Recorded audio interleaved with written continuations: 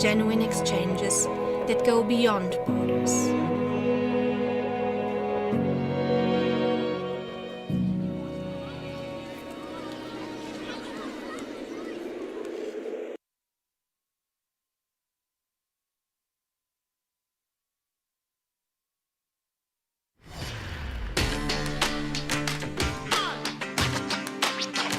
Okay, there's that back to school moment, and then there's that back to school moment. We have all the fellows, new master students, new building, new professors. What does it feel like? It's exhilarating. I mean, some of us have been picturing this in our heads for about a couple of years. Now we have them flesh and blood here with us. You guys should join us. This is probably the best place to learn about transnational companies.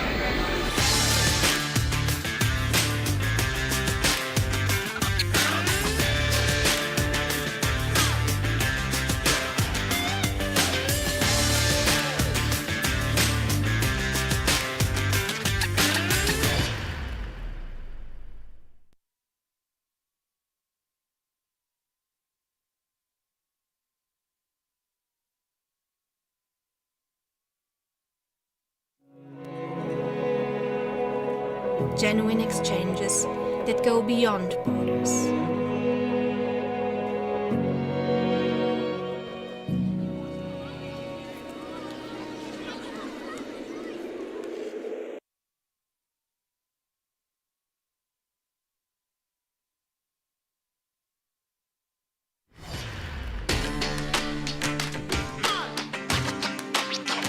Okay, there's that back to school moment, and then there's that back to school moment. We have all the fellows, new master students, new building, new professors. What does it feel like? It's exhilarating. I mean, some of us have been picturing this in our heads for about a couple of years. Now we have them flesh and blood here with us. You guys should join us. This is probably the best place to learn about transnational companies.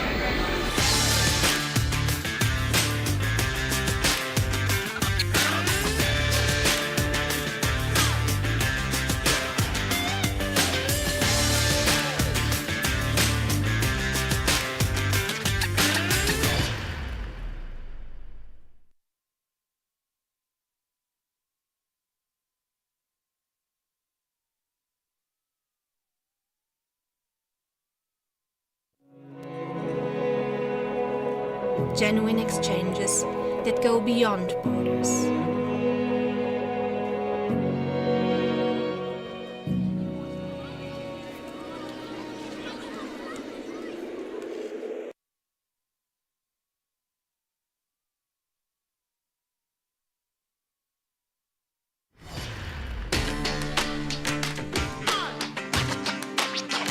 Okay, there's that back to school moment, and then there's that back to school moment. We have all the fellows, new master students, new building, new professors.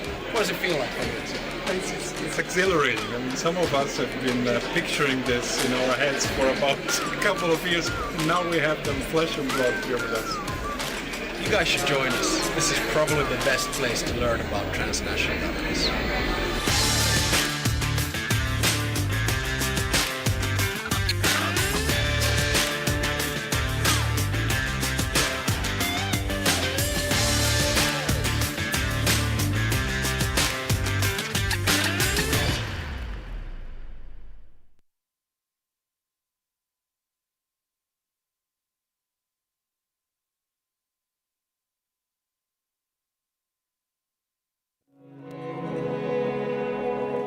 Genuine exchanges that go beyond borders.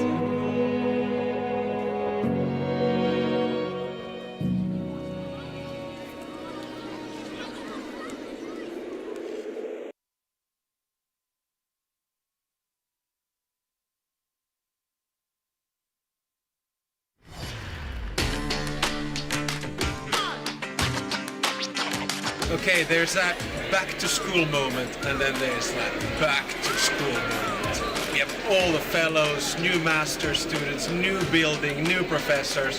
What does it feel like? It's exhilarating. I mean, some of us have been picturing this in our heads for about a couple of years. Now we have them flesh and blood here with us. You guys should join us. This is probably the best place to learn about transnational companies.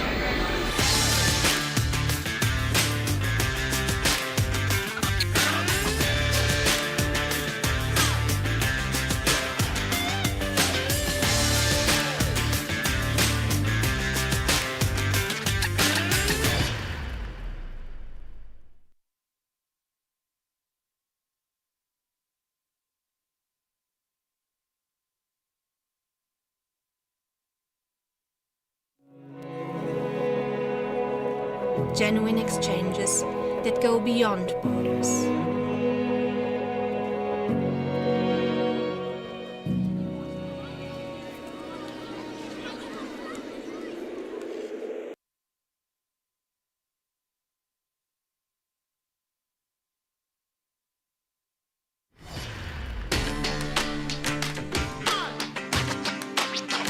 Okay, there's that back to school moment, and then there's that back to school moment. We have all the fellows, new master students, new building, new professors.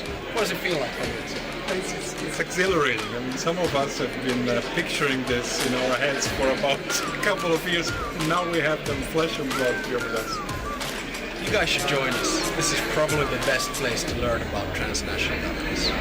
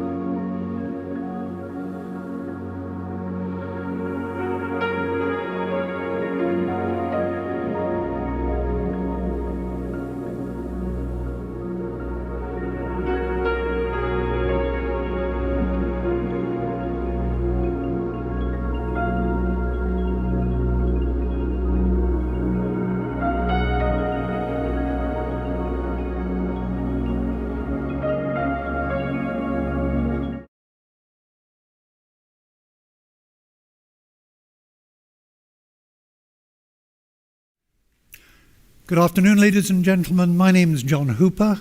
I'm the Economist's correspondent for Italy, but more to the point, in this context, I'm your moderator for the presentation today of the OECD's 2021 Economic Survey for Italy, and a seminar on a vital issue dealt with in one of the chapters of the survey, improving public sector effectiveness.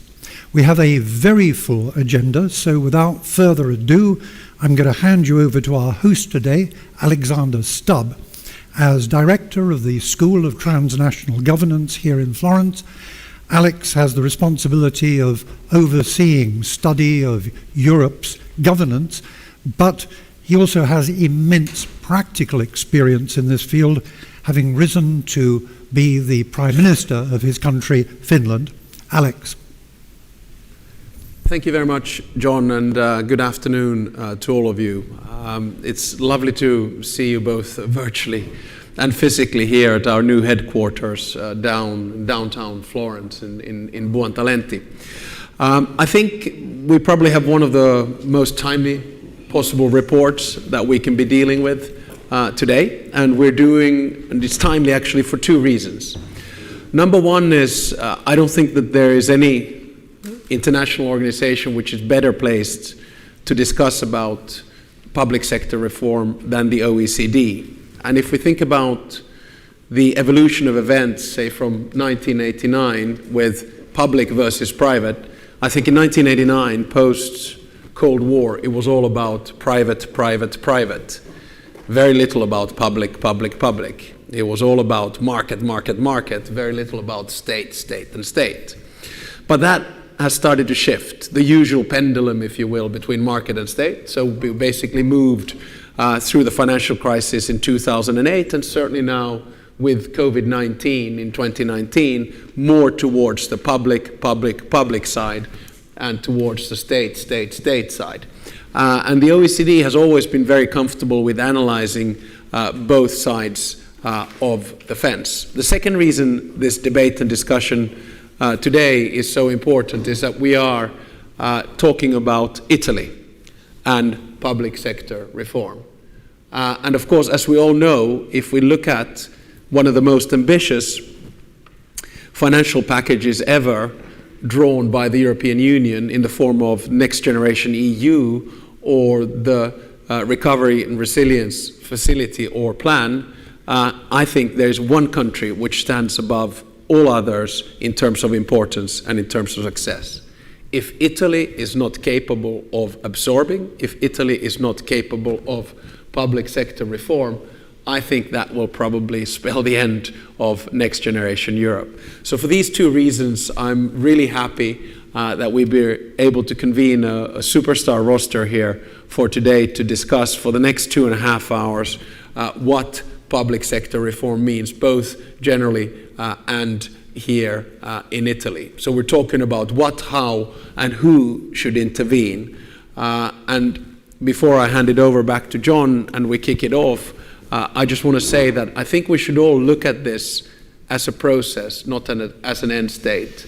Because one of the problems that we have quite often when we analyze things is that we look at things as some kind of an end state, a finalité of sorts. And we have to understand that, no, this is a process. So what we saw in 2008 with the financial crisis and reform then is completely different from the type of things that we're talking about today in 2021. Thank you, Alex. For our next speaker, we are delighted to have with us Laurence Boone, who is the OECD's chief economist. Laurence, the floor is yours. Thank you, John. Thank you, Alex. It's a real pleasure to be here, to be frank. Not only it's the summer here in Florence, but it's the opportunity to see old friends and new faces as well. So it's very, very nice. And I want to thank Alex for setting that up with us. It's going to be a very interesting discussion as well, I think. And it's particularly timely.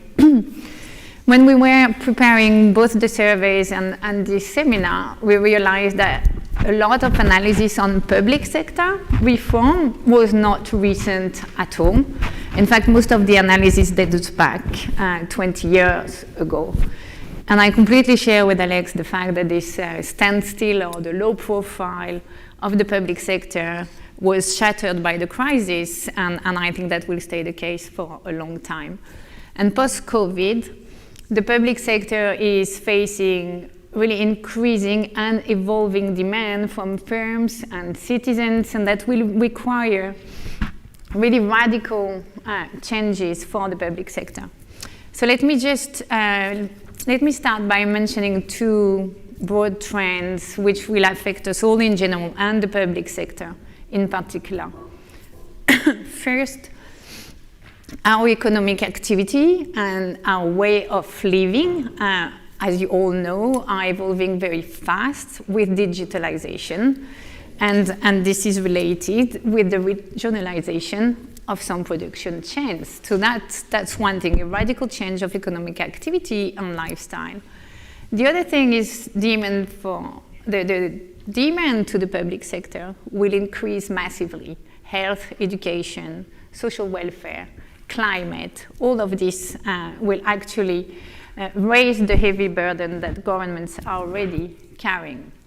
And these trends will be determining not only new policies, but they will also affect the way that governments and agencies respond to citizens' needs and what form of leadership.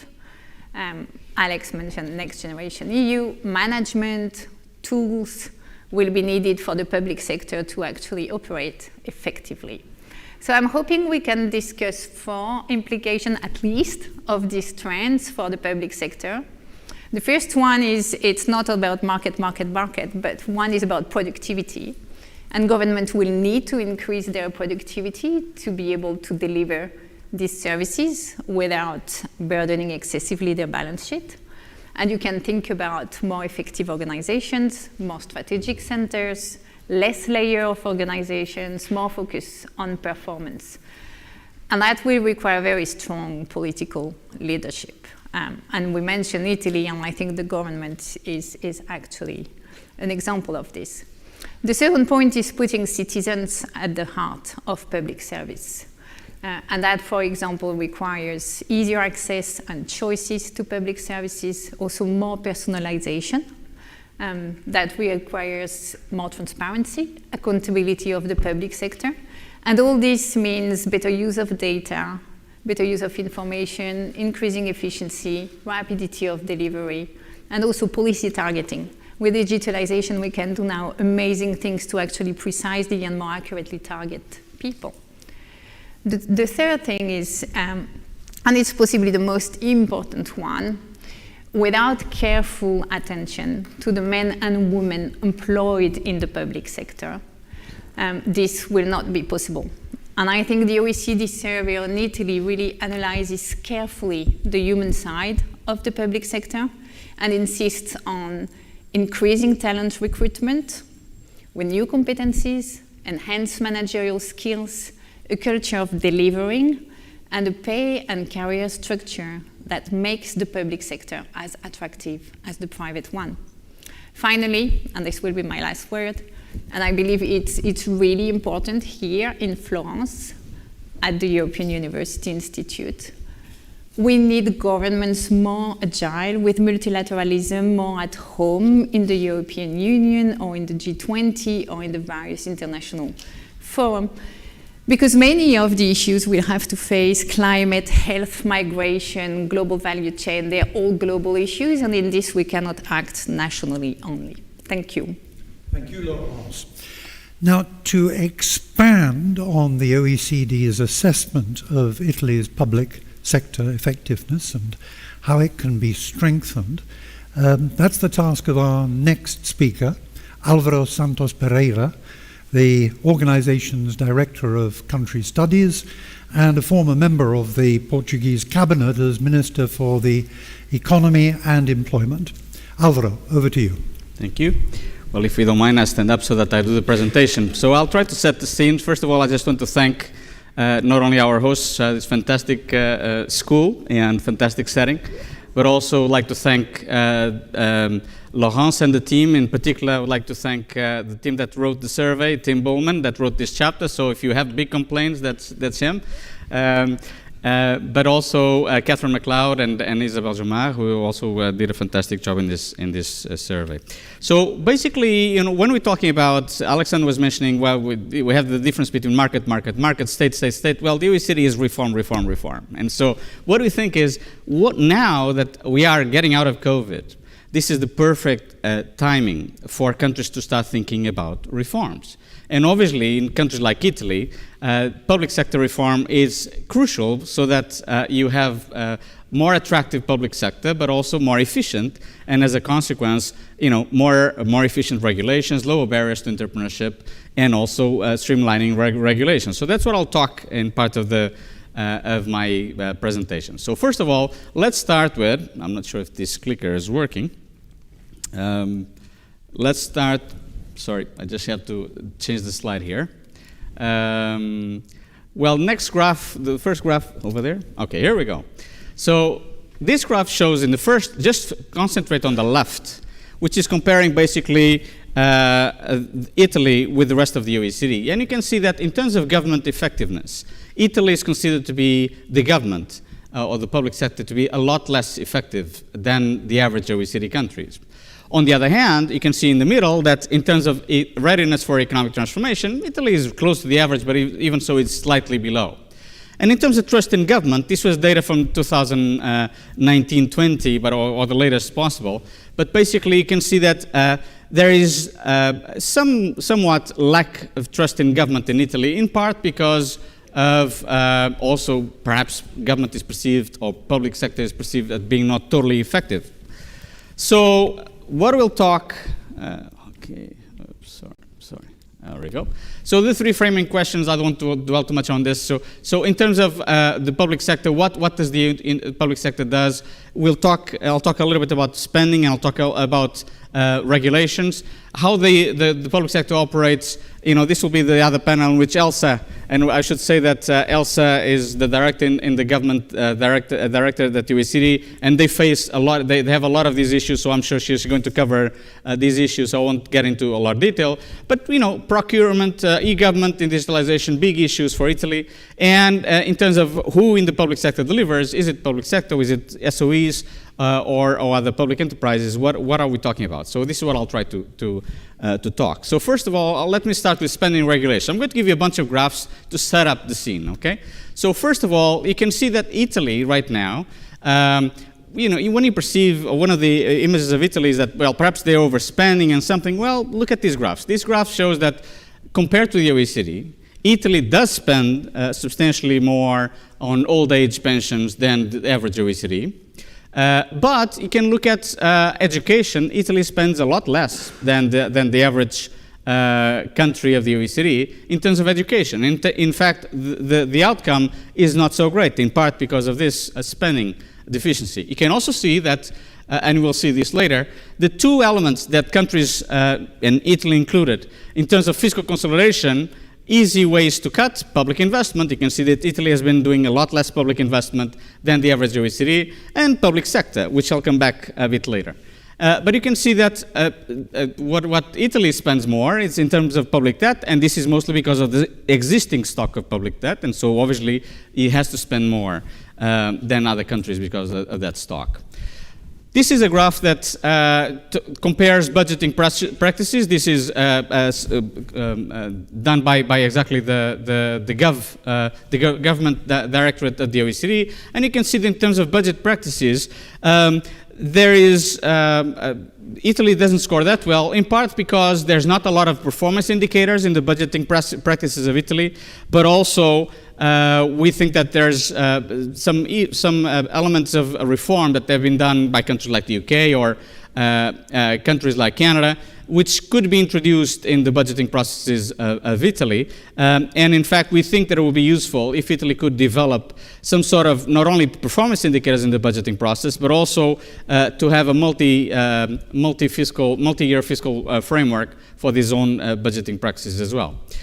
This is an area that certainly we think that Italy is certainly over-regulating. You look at, this is regulations for services, and you can see that Italy is not as bad as South Africa, but compared to most European countries, Italy does not score very well. And so in terms of regulation in services, this is an area in which certainly more can be done in order to increase competition, lower barriers, or to increase, as I said, to streamline regulations for the country. Also, another area in which the OECD has indicators is exactly simplification and evaluation of regulations. You can see Italy is more or less on the OECD average, slightly above, so it's not so bad, but certainly Italy is not the front runner in terms of having simplified and a good evaluation of regulations compared to other countries of the OECD. And in terms of, this is a graph that shows, knowing that the investment plans, the recovery plans have a lot of on green recovery and the green economy.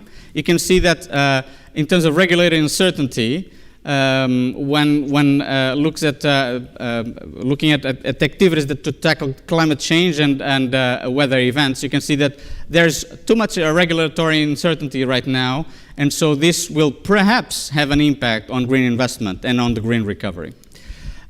So what are the key recommendations for this sector? Well, we talk about spending reviews. We talk also as well introducing national productivity boards to, like the Australians did in the 1980s, and a lot of countries around Europe are doing to basically think about strategically about reforms and to streamline regulations. But for all intents and purposes, we think that regulations, working on the side of the regulations, and perhaps Elsa will say more about that, is crucial. I'm going to give you a number that perhaps would be a nice highlight for your Twitter accounts and to set up the idea regarding this area in terms of regulation.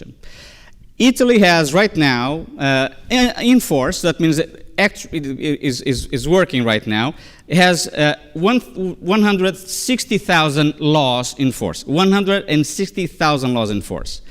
If you think that France perhaps is as bureaucratic as Italy, well, France has 7,000. So Italy 160,000, France 7,000. And Germany has 5,500 laws in force. So I think Claudio probably can give you more details on this, but this is a striking figure. The Italians are the world champions, at least the European champions, for sure, not only in football, but also in legislation. You guys love legislation. And perhaps too much, and so this has a consequence, perhaps even in terms of productivity. So it might be a good idea that what we argue for is a major stock take that should be done so that you cut down dramatically the number of legislations as well. So how the public sector operates, let me go fast because I think I'm perhaps running out of time, but this is something that is quite important. And look at these graphs because you have perhaps the perception that the public sector is overbloated in Italy. Well, the indicators, when you look at the OECD indicators, you see this is not true. Both in terms of employment per thousand population, in terms of the wage bill of the public sector, Italy is way lower than the OECD average. What is striking about Italy is that Italy right now, because fiscal consolidation in the past few years has been mostly public investment, cutting public investment, and the public sector, you can see that now the oldest workforce in the public workforce of the countries that we follow is Italy. So Italy has the oldest public workforce of the OECD. And so more needs to be done in this area. You know, it's easy, it's populist and popular very often to say, cut down those bureaucrats that work in Rome. Well, but look at this. These figures are telling you that perhaps you need to rejuvenate with bright people like from this school and others around the world, and in Italy for sure, the public workforce. And so we know that the Resilient Plan talked about that, and we think this is important to invest in this area. Also, in terms of pay, we talked a lot about who earns more money or not in the public sector. We see that for the average employee, it's true that the average employee in the public administration, especially the younger employees, earn more than in the private sector. But when you talk about high-level professionals, public sector workers in Italy earn less than on the private sector. In terms of the overall compensation, you think that Italy is relatively high, but again, as I said, it's mostly because of the average employee. What else? Procurement, we talk also about procurement. In terms of procurement, what is important to say is that procurement times are fairly slow. So, for example, for public works in Italy, the average procurement project takes about 11 months for smaller companies, but 25 months for larger projects. And not only that, but there is at least 30,000 bodies that undertake procurement in Italy. So again, you know, big time number of projects, but especially a number of bodies to this. Also, it's very important to say that SMEs have a very low share of procurement contracts in Italy. And so we think that there were some important reforms in 2016 that unfortunately were reversed. And so we do think there is still too many agencies and governments dealing with procurement. And also we think that perhaps more can be done exactly to make more professional and especially open competition processes that also benefits SMEs going forward. Another thing that is important is e-government. So in terms of e-government, Italy, this is a graph that shows digital government. Italy is more or less on the OECD average. However, you can see that this is basically the share of individuals using the internet to interact with public authorities, and Italy is one of the lowest of the OECD. So what we're saying is that the average Italian does not interact over the internet with the public authorities. So this should be a top priority going forward. If digitalization, of course, with COVID was accelerated, this is a great opportunity to try to do what Estonia did a few years ago, and many others are doing right now, Slovakia and many others, trying to totally digitalize the government and try to have much bigger interaction of the public citizens with the rest of the authorities. How long do I have, John? Sorry. You have about 4 minutes left overall. Thank you. So in terms of what factors that affect local governments' digitalization decisions, you can see that is mostly legislation. So this is the big reason why local governments digitalize or not, and also directives from the EU or from the the central government. And so this is an area of concern. We have plenty of recommendations how the public sector operates and how can we improve as well these issues. I'm not going to go over them, otherwise we run out of time. But I just want to finish with the part of what can be done going forward and who addresses basically these public sector reforms going forward. And so this is one part of the report talks about the link between the local authorities and the central government, what can be done. This is what are the major obstacles to municipal infrastructure investments. And you can see that in Italy, technical capability. So basically, and this is not only for the local but also for the central, very often there is an acute shortage of skills in the public administration. It's not only very old, but acute shortage of skills, especially in terms of digital skills and technical skills going forward, not only at the central level, but also at the local level. And this is an area that needs to be more to be tackled. You can also see that in terms of regulatory uncertainty, this is an issue for Italy. And so, you know, we look at exactly two examples, childcare and active labor market policies, to see how Italy stands out compared to other parts of the EU and the OECD.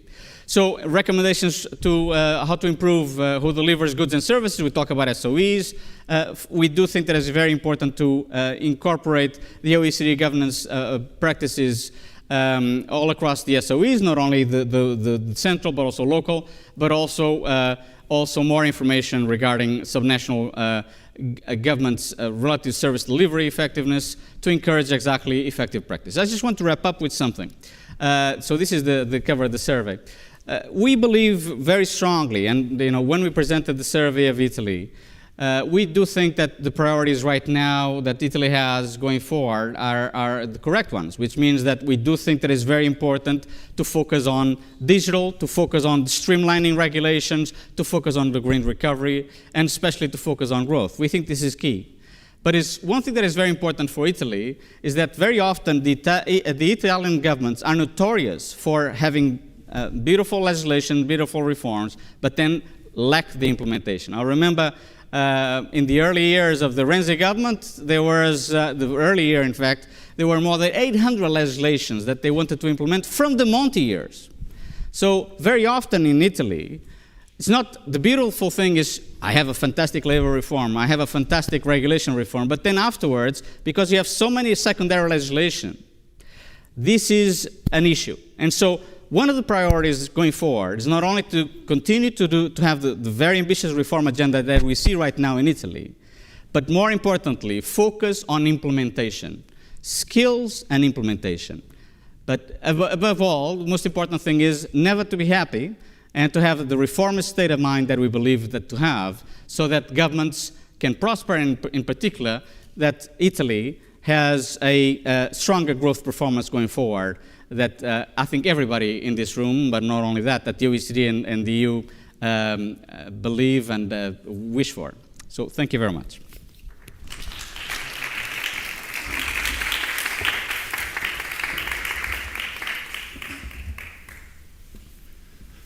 Thank you, Alvaro.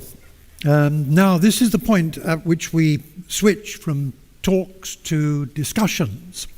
And I get the chance to put questions on the issue of public sector effectiveness to a panel of true experts in this field, who I now invite to take their places, please, at the table. And for the guests who've been here up until now, please just to move into the public space.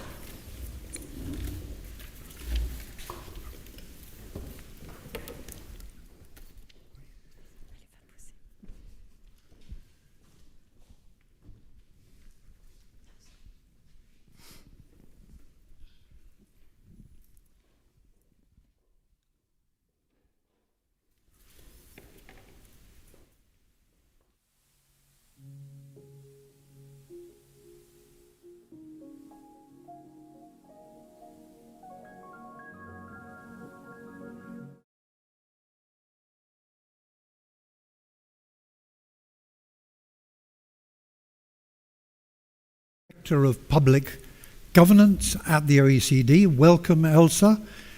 Marcella Pernucci, a former Director General of the Italian Bosses Union, Confindustria, who is currently Chef de Cabinet of Italy's Minister for Public Administration, Renato Brunetta, a key figure in the reform program being undertaken by the current government. Welcome, Marcella.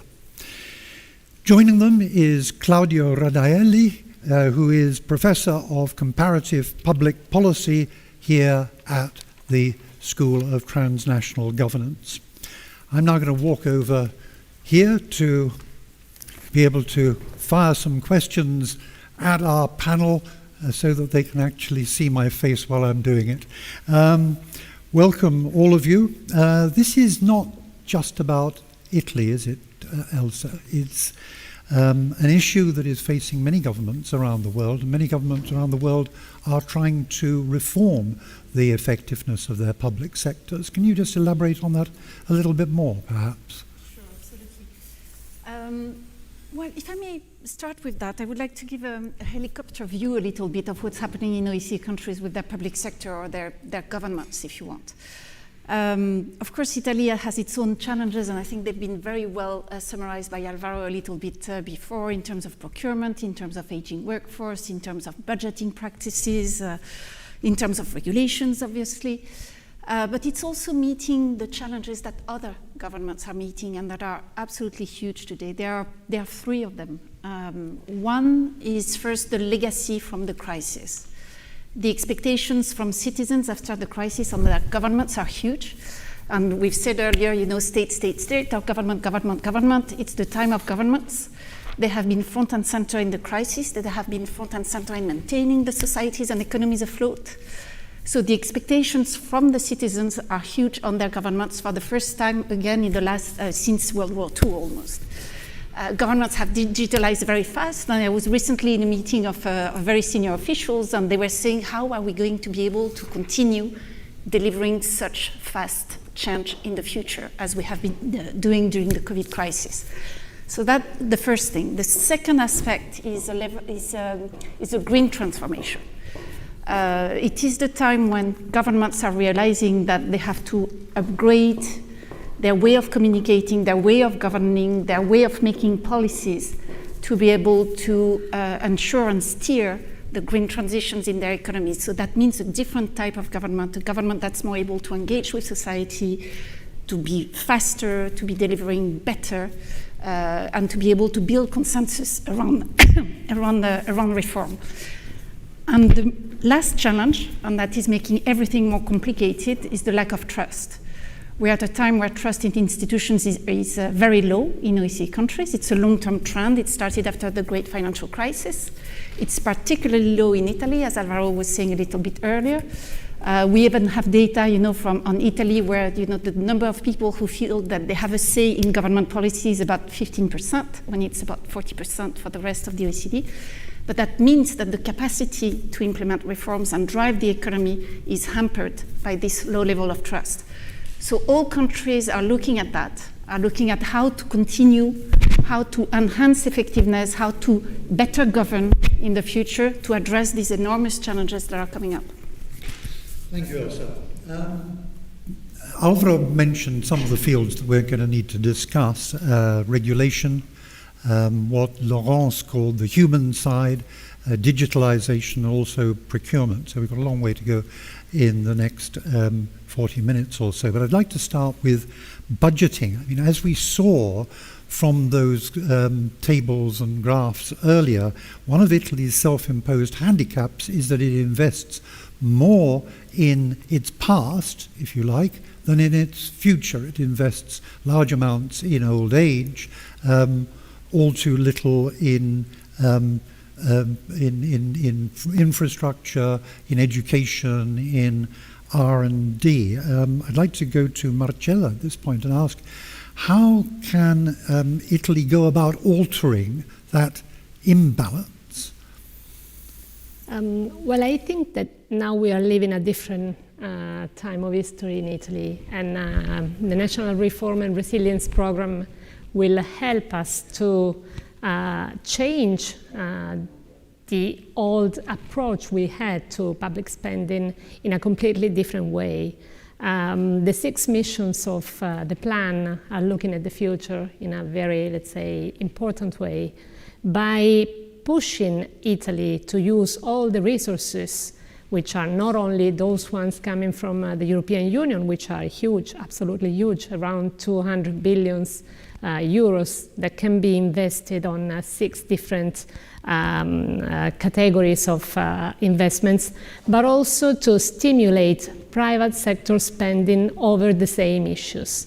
So if we look at the 6 missions of the plan, we have digitalization, we have environmental transition, we have infrastructures and sustainable mobility, we have many investments over education, research, universities, and also social cohesion, which means helping citizens to, let's say, better support their families, their work-life balance, and so on. So I think that the National Reform Plan will definitely change the approach, the Italian approach to public spending. Of course, we still have a huge social spending over pensions, for example, which is still unbalanced, but the budget law that the government has approved and that will be examined by the parliament in the next days, starting from the next days, is starting to review this approach coherently with the one we are going to have with the National Reform Plan. Claudio, do you want to make a comment on this? Yeah, the OECD in the report mentions 4 characteristics of a reform that is resilient, stable, durable, and they are strong leadership, building innovation, investing capacity to implement, as we just saw a minute ago, and reforms as a long-term process. So I think one challenge for Italy, beyond the government of the day, is to create a constituency, an advocacy coalition for reform of the public sector. It's very obvious to see in Italian history where the coalition for the status quo is, how organized it is in terms of beliefs, interest, and resources. Unfortunately, it's much more difficult to build the same constituency for public sector reform. So the missions that we were talking about before, they are about a comprehensive innovation for Italy. They are missions, so they are a vision of governance. And the key challenge is to go beyond what I would say is a window of opportunity that sometimes happens because of a government with a reformer or two, and make innovation and reform as ways of thinking. We just mentioned the digitalization, and the report by the OECD reminds us that the way governments, including local governments, went digital was by legislative obligation. So not because of the needs of citizens, not because of any aspiration of accountability, not because they wanted to produce usable knowledge, but because of yet another legislative obligation. And this is a kind of mentality, talking about beliefs and resources, that is very difficult to create and sustain in a country like Italy. On that point, Alvaro mentioned the extraordinary number of laws in force in Italy, 160,000 according to the OECD. Isn't the problem there, perhaps Marcello would like to answer this, isn't the problem there that as one law is introduced, another is not cancelled, the law that new bill was intended to either modify or abolish? And I wonder what can be done about that, because that is now a system that has been in force for many, many years. The real problem in the last years over this kind of disordered way of legislating in Italy also comes from urgent pieces of legislations, which are law decrees that have been very frequent, especially in the last years, during the pandemic, of course, but even before, after the financial crisis, for example. And when you legislate in an urgent way, of course, you have less time, first of all, to analyze what you're going to legislate and see when it is, the intervention is justified or not. And then, of course, you are in a hurry, so it's quite difficult to go and see all the single rules that you have to abrogate, for example. But notwithstanding that, the problem in Italy since many years is that we try to solve everything through legislation. Álvaro Santos Pereira was telling that usually we make reforms by legislating, and then we don't pay much attention to the implementation, which is the real problem. This time it is different because we chose a different method, and I want to comment on that because I think that this is the real novelty of the reform process we are implementing now. I like to quote an old story of the Romans when they had to break the huge marble blocks. They usually made a hole in the marble, a small hole, then they put a wooden wedge in it. And with the water dropping on the wedge from day to day, the wedge enlarged and the marble block broke. So we chose to adopt few pieces of legislation in a law decree number 80 on the public sector efficiency, on capacity building, and we really envisaged those specific sectors of legislation that we had to change, and we did it with 3 single norms, which is really a sort of record for Italy. And we changed those pieces of legislation, very specific ones, and we are now implementing already those novelties through soft legislation, guidelines, organization. So we chose to anticipate the implementation, even because if the government arrives at the end of the legislature, it means that we have around 1.5 years time, and we have to set all the infrastructure of the public sector reforms before the deadline in order to leave to the ones who are coming after us a huge part of the reform already implemented. So I think that you have to bring the focus on the implementation from lawmaking, which was the traditional problem in Italy. Another regulation issue came up to me in a very dramatic form when I was interviewing the governor of Sicily recently, where he said that, I have senior officials, this is a point highlighted in the report as well. I have senior officials who are perfectly capable of taking decisions and who are absolutely terrified of doing so, because if they, without wishing to do so, give a contract to a mafia-associated company, they could end up being prosecuted, they could even end up in jail or have the threat of jail hanging over them for the rest of their lives. The 2020 Simplification Decree, I believe, did take steps towards resolving that problem. But Marcello, what more needs to be, Elsa, what more needs to be done in that area, do you think, to bring Italy into line with other countries in the OECD? And is it a specifically Italian problem, or is it one that you run across in other countries?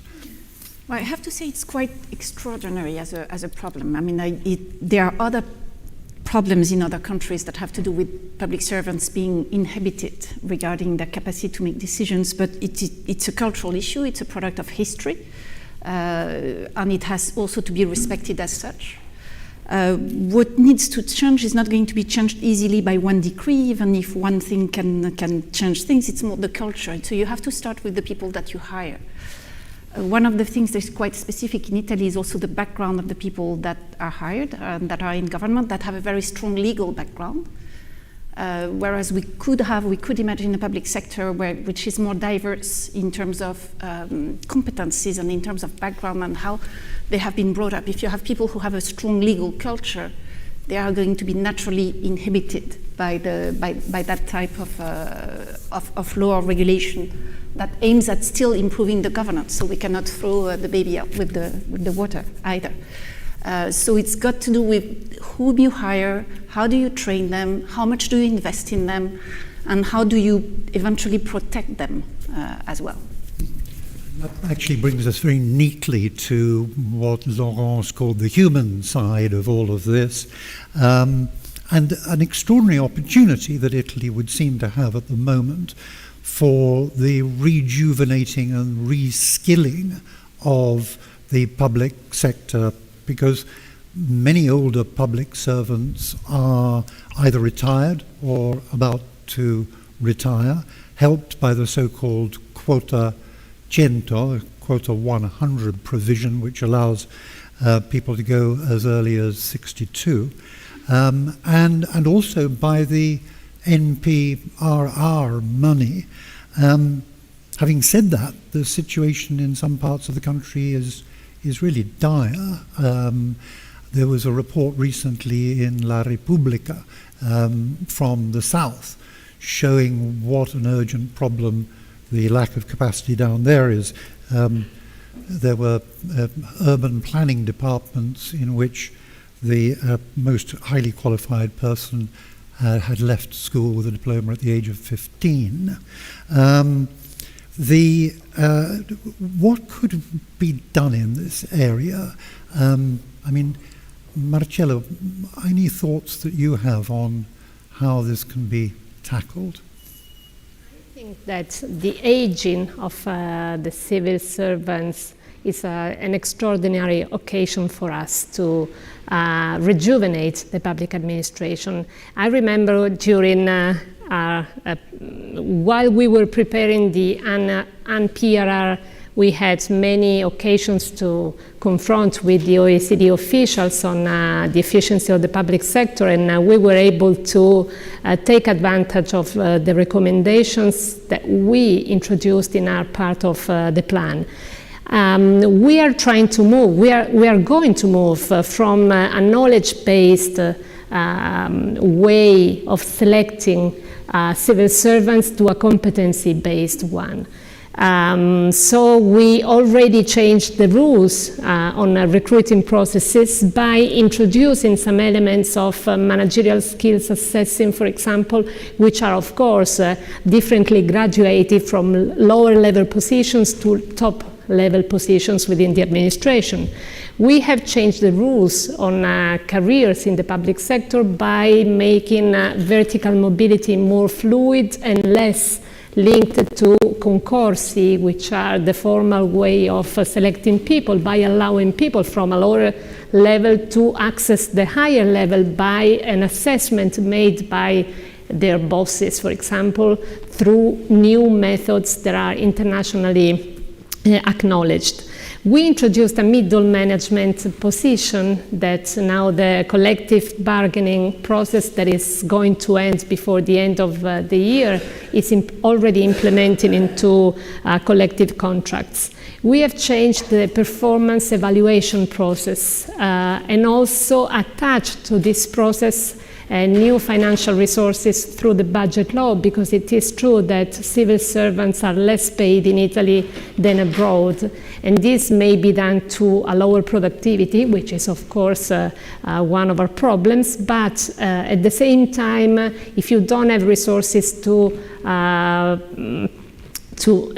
incentive higher productivity, you have no instruments to do that. So we are trying to act on different layers, financial layer, competence layers, rules layers, tools layers, which is quite complex, and it's an exercise we've never done in the past.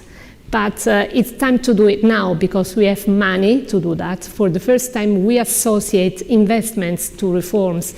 Well, if you think about the crisis of 2008, when we had to introduce many reforms, and at that time I was working for the Monti government with the Ministry of Justice on the judicial system reform, we had to do that through public spending cuts, which was absolutely necessary. But unfortunately, that made reforms really unbearable for the population. While now, if you associate investments to reforms, you have another tool to make reforms being appreciated by the people. So it's easier to bring them to an end. Claudio, do you have thoughts on this subject? Yes. One short comment on the innovation brought about by the current government, which is to reform the public sector, not necessarily through new legislation. If you look back at the history of administrative reforms in Italy, with Giannini, Cassese, Bassanini, Brunetta, 2009, typically the reform was done by legislation, therefore adding to the hyper-legalistic features of the Italian system. Secondly, the problem of competencies is very, very important. More, I would say, age is just demographics, is an opportunity. But we can compare the situation of Italy today with the change of personnel in independent regulatory agencies, federal executive agencies actually, in the US in the 80s, when for the first time at the Federal Drugs Administration, Environmental Protection Agency, they were staffed with people with degrees in the natural sciences, sciences of life, and engineers. We got the economists inside, and how the mentality changes from there is a problem of emissions, what's the technology to stop it, to there is a problem of emissions, what is the most efficient way to reduce this problem. And there are also conflicts when you add new competencies, like hopefully some of our master students will get to work into bureaucracy. You have different types inside the bureaucracy, and it's a bit of a battle between whether one paradigm, whether one ways of doing things emerges on the other. And the third comment I think is so important for Italy at the moment is about the change from a situation of conditionality and external constraint, where reforms were done because there was a strong budgetary condition on Italy, so the vincolo esterno, the external constraints, and significantly most of the reforms in the public sector have been done between 1990 and 2000, when Italy was trying to qualify under external conditionality for joining the first wave of Euro countries. And now we are in a situation in Italy of kind of, what's the opposite, external allowance, where there is money to do that. And here is the problem, that if we think that the problem is only to build capacity to spend the money to do projects, that is not going to be enough. The notion is the one that Dr. Panucci was mentioning, of changing the regulatory culture that goes together with the money that allows Italy to spend on projects. And think about, in Italy, regulation is always a prohibition. You say regulation in Italy, people think a law. Instead, regulation can also be flexibility, soft law, sandboxes, incentives to innovation. So this cultural change to regulation as a lever from innovation is particularly difficult for a country that is used to thinking about regulation as command and control and prohibitions. You mentioned that you don't want to just hire officials in order to spend the European money, but at the same time, that money has got to be spent, and it's got to be spent really quickly.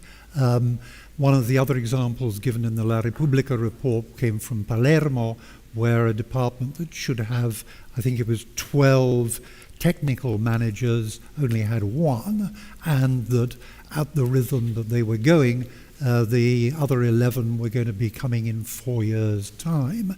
And I just wonder whether, turning to you, Elsa, for a moment, is there not a danger that these new recruits may just arrive too late?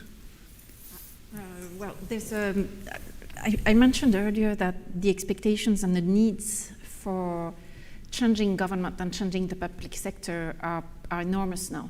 In Italy and elsewhere. In Italy, there are a few areas where there's a need for a catch-up with the practices of other countries, but in general time, there's a need for major upgrade in all government services. And yes, we're meeting this difficult timeline where institutional changes are longer than what is expected from governments now. So especially if it is going through laws and regulations, that will take even more time. As mentioned by Marcella, there are two enormous opportunities in Italy now. One is the aging workforce, the other one is the financial money available, the money that is available. So that can go faster. In terms of building the competencies, usually it's true that public sectors, but especially in Italy, tend to hire people at relatively young age. That might be an opportunity to bring on some more people at mid-career level, so they are already trained and competent to make things faster. But this is an area where this is something that all countries are meeting right now also. But with opportunities in Italy. Huh? If I can add just a comment on the speed at which we are going to hire people. I have an example because we reformed the rules on recruitment procedures by making them all digitalized. And we are able to conclude, and we did it, recruitment procedure within 100 days. We did it for the first 500 people we are going to hire for the governance of the plan. We just finished the recruitment procedure, which started at the end of August, and since December 1, they will be already working for us. So it's really a revolution, believe me, for Italy. That's very interesting. You've managed to move ahead much more speedily than perhaps some people expected. I'd like to turn now to the issue of procurement, vexed issue as it has been for many years. The development of the central procurement agency, CONSIP, is identified in the report as an example of where Italy has done really rather well. But how did it fare during the COVID emergency? I don't know whether that's one that you would like to answer, Marcella, or perhaps Elsa. It's looking as if she might comment on Italy itself, but I can comment on what happened in other countries.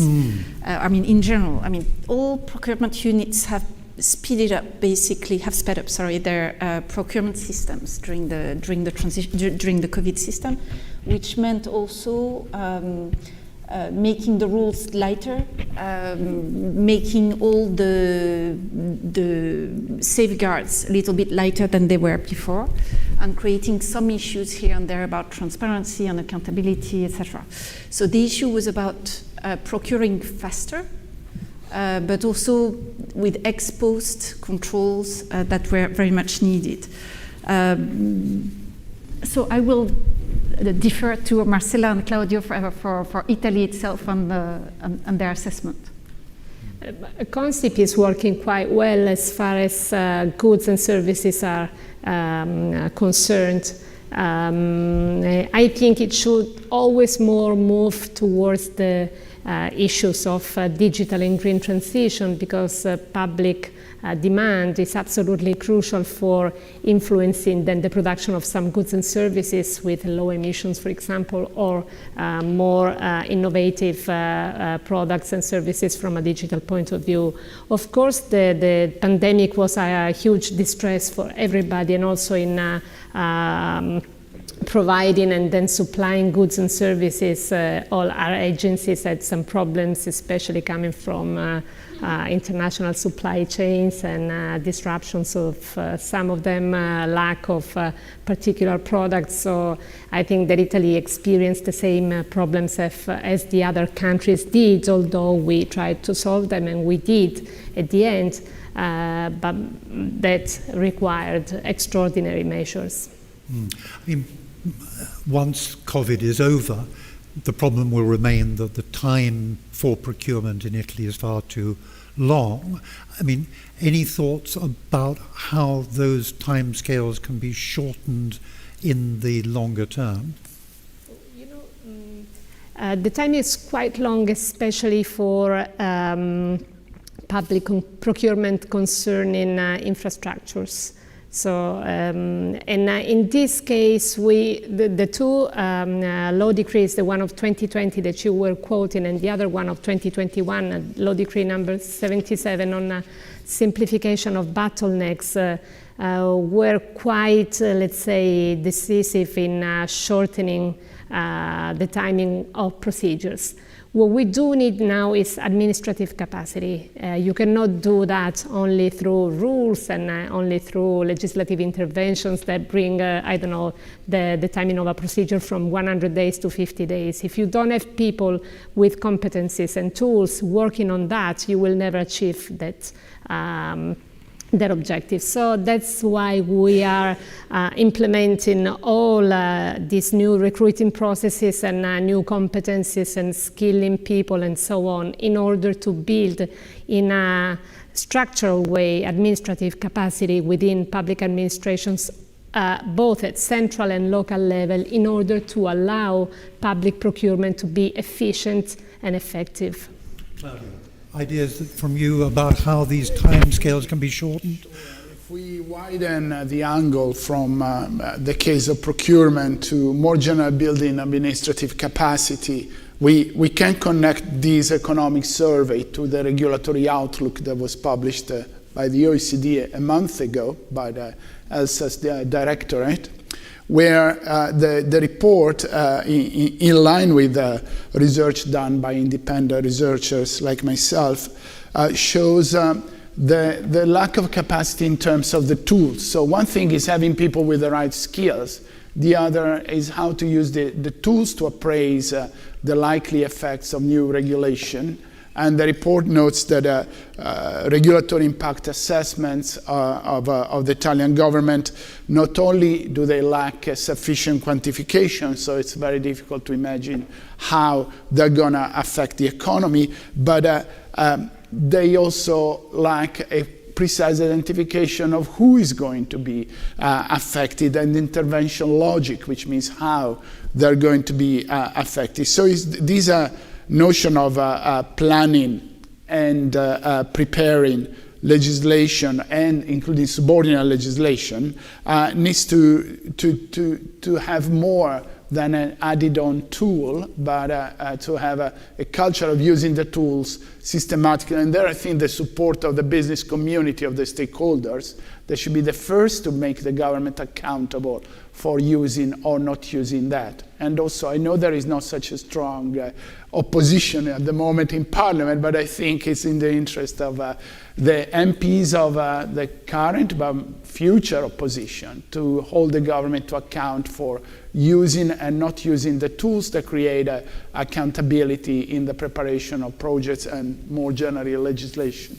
The issue that comes up again and again in the South when you talk about these issues of procurement is striking a balance between, on the one hand, keeping the bad guys out, and on the other hand, being able to move things on. And what I've found again and again is two constituencies. You find those who say we cannot be held to ransom indefinitely by the mafia, by the 'ndrangheta, by the Sacra Corona Unita and the Camorra, and then other people who say, no, we've got to have detailed checks because otherwise we're going to be giving over part of our economy to organized crime. Now, maybe just one word, there's the same problem in countries like Romania, that you cannot do anything because the scene is dominated by the fear of corruption. So instruments for cohesion, development, public procurement, they are kind of recategorized as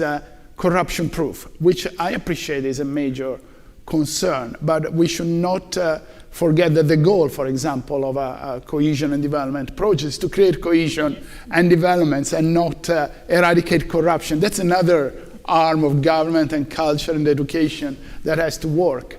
So we are trapped in several countries in Eastern Europe and Western Europe between this kind of recategorization of perverse redefinition of the goals of the instruments. Elsa, yes, lessons from elsewhere.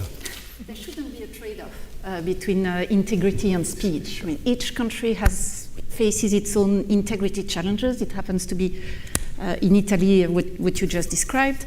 but it doesn't prevent necessarily speed. It can also, my assumption is that it can also be used as kind of an excuse also for having lengthy procedures. I personally really believe in the skills. I think that will be the most important issue for procurement in the future, and especially regarding green.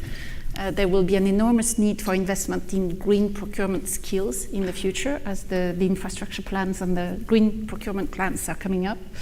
But I think there shouldn't be any trade-off. You've touched on green, the other big issue, of course, digitalization, quite a lot of links between the two. What the report seems to say is that progress in supplying digitalized public services has been actually quite encouraging, but that the problem is not one of supply, but more of demand, that Italians in general are less prone to be interacting with the government via online services than in some other countries. Any suggestions for how that gap can be addressed? Well, the recovery plan invests on that, invests on educating people to use digital services. So we have resources that are going to be invested in skilling programs over people, especially the most fragile part of the population, which means ancient people or not educated people, in order to allow them to have, let's say, wide access to digitalized services. I think that the pandemic, however, gave really a huge help in this direction, because you were forced to access services digitally, and also the less ready part of the population had to get used to that. So we are going to invest more resources on that, but we start from a good basis nonetheless. What we've seen in some African countries is that they've been able to, if you like, leapfrog, jump an entire generation by embracing the most modern technologies, more modern than in some developed countries. And I just wonder whether there's a possibility open for Italy to be able to do the same. Elsa. It's a very good question, but you actually used the word that's very important. The supply is there. The question is, have the digital services been designed in a supply-driven manner, or have they been designed in a demand-driven manner? The difficulty for digital governments is really to design services based on citizens' needs. Not in some countries it's been more towards business needs, for example, which also is a case in some countries that we have a slow citizen uptake, because in fact the services have been more designed for businesses than citizens. So it's about how do you design them from the first instance. How do you create services that are digital, so digital by design originally, rather than trying to make digital what is already existing. So these are the two things. But to be honest here, Italy has some beautiful examples of very good practices, and I'm thinking about SPID, the digital identity thing, which has been an enormous success and where Italy is ahead. And so there are some really, really great examples and some slow uptake in other areas. So in a sense, the supply and demand are connected, in the sense that if the supply is properly designed, the demand will increase.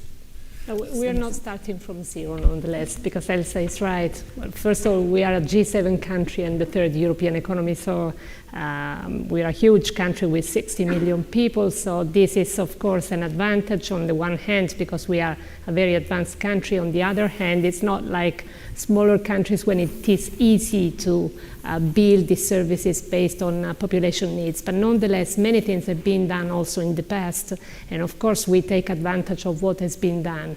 But we have to, let's say, do the last mile, which means, for example, making all databases interoperable in order to allow citizens to access services just through a single gateway, for example, and in order to allow the public administration not to ask the same, for example, documents or information to citizens more than once if they are in their databases. And we are working on that together with Minister Colau. For example, we have some programs within and investments within the plan in order to comply with that principle. So I think that the situation in Italy is, however, much better than it may seem.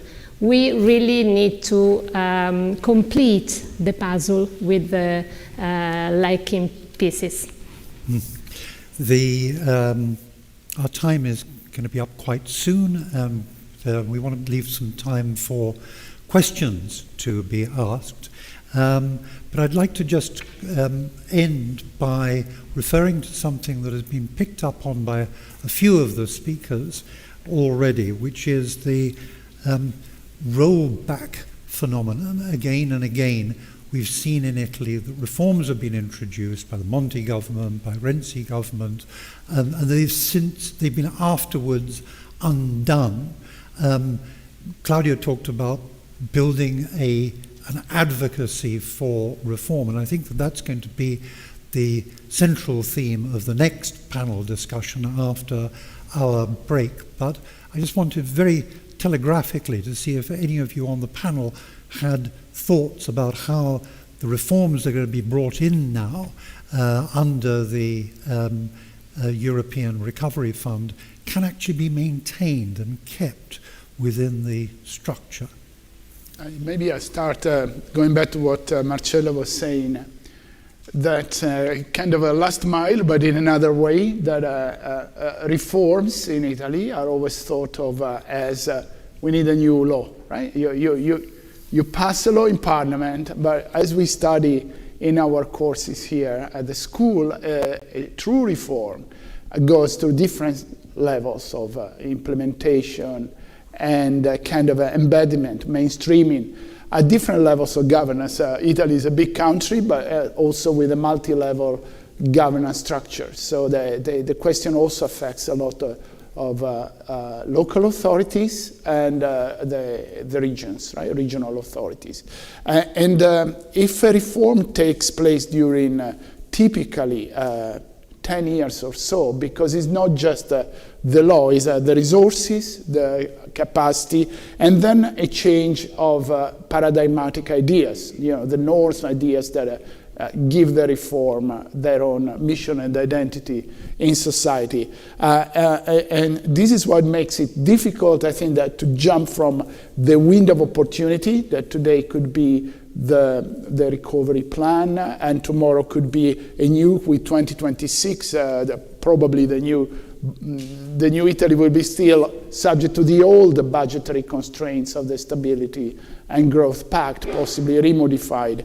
To go across these 10 years with a coherent plan is particularly difficult. That's the challenge, is to go beyond the opportunity. I don't think Italy has a particular problem of rollback, is rather that too many reforms are tried.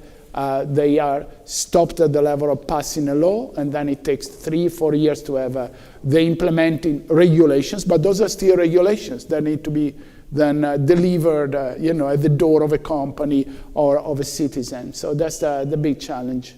And I also think, if I may, that you have to avoid different layers of government as well as stakeholders refusing those reforms, because then otherwise they make pressure in order to change them.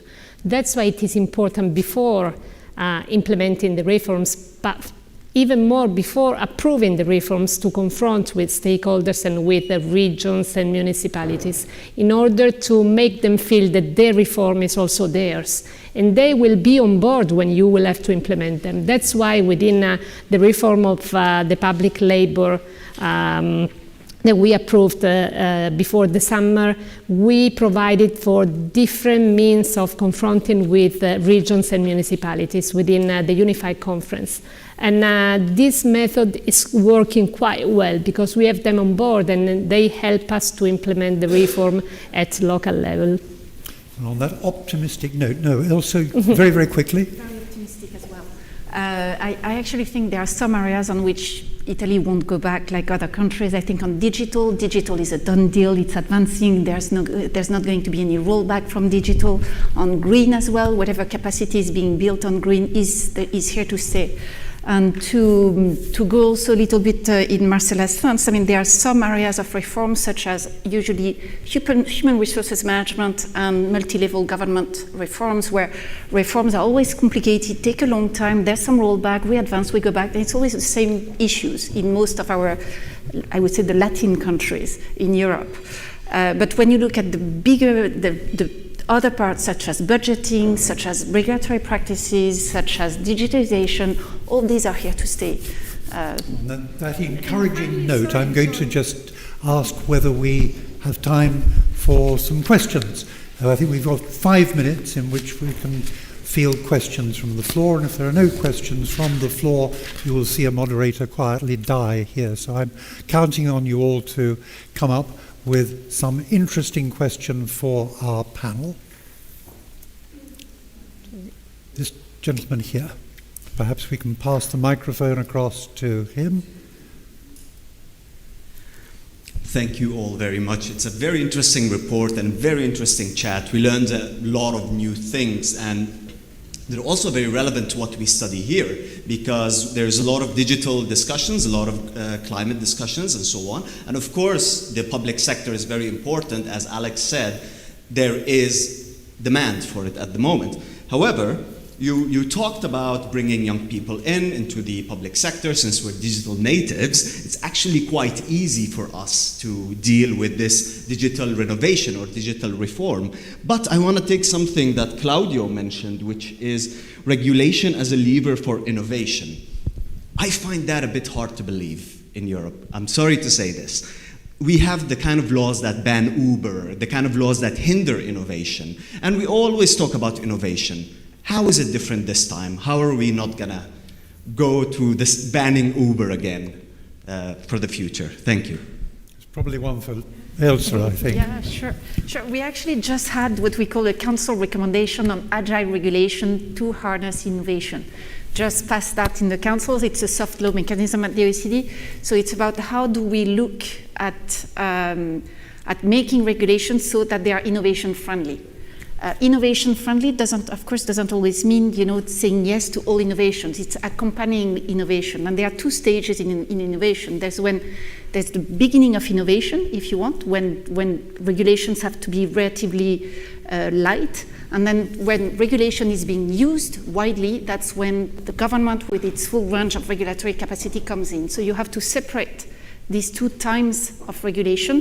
One, when government can intervene, but with sandboxes, with trials, attempts, and the capacity to go back on soft regulations, and where we can also use, of course, private sector standards and oversee them by government, but leave that a little bit developed. And once it's fully owned by society, it's another type of regulation that comes in. I think we've got time for just one more question.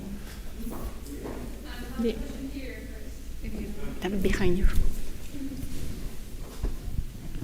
Thank you for the presentation. It's a nice one. I'm Kabanda Umar, a Policy Leadership Fellow. My interest is to understand how has the public-private partnership been a process that has supported public sector reform in Italy, and if there are some engagements, what has been discovered as the danger of engaging public-private partnership? Because I've come to realize we are talking about regulation, and we've identified implementation as the biggest problem. So at the level of implementation, I think public-private partnership can support the delivery of goods and services. So what has been discovered as a danger, and how has it been useful in the process of delivering goods and services? Thank you. Marcella, is that one that you would like to field? I don't know whether I correctly get your question. You mean how partnerships with the private sector can help implement reforms? Exactly. I'm trying to understand how has it been useful in the process of reforming the public sector. Okay, thank you. As far as the public sector reforms are concerned, I think that more than partnerships, we are trying to consult the private sector in order to assess which are the needs of citizens and companies regarding the public sector. So this is a continuous process that we bring on and try to assess and analyze their needs in order to transform them into rules and behaviors above all. One thing that I think it is useful to say now is that you have to engage the private sector as well as to engage workers on reform processes since the start. And we did it in March through an agreement with the trade unions, which was signed by Prime Minister Draghi and Minister Brunetta, and which indicated the 6 pillars of the public sector reforms regarding labor, public labor. And that was absolutely important in order to have trade unions on board, helping us to bring the reform to its approval. I think that private-public partnerships are really important in order to innovate our country. Marcella, thank you very much indeed. One of my unenviable tasks is to keep this conference exactly to time, so I'm afraid I'm going to have to stop the questions there. We are going to come back after a short break for the second panel. If we do, we overrun.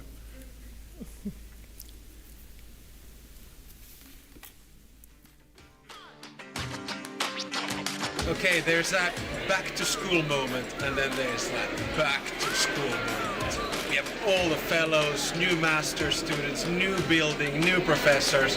What does it feel like? It's exhilarating. I mean, some of us have been picturing this in our heads for about a couple of years, and now we have them flesh and blood here with us. You guys should join us. This is probably the best place to learn about transnational companies.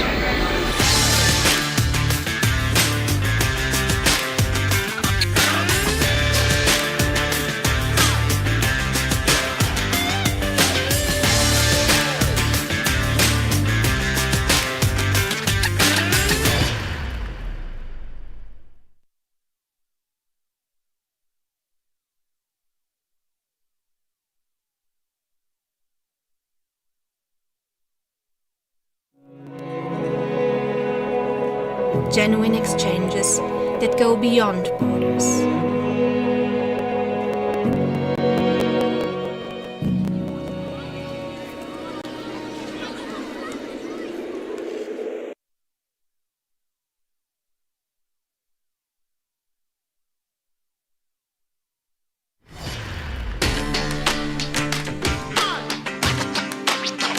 Okay, there's that back to school moment, and then there's that back to school moment. We have all the fellows, new master students, new building, new professors.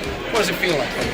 It's exhilarating. I mean, some of us have been picturing this in our heads for about a couple of years, and now we have them flesh and blood here with us. You guys should join us. This is probably the best place to learn about transnational companies.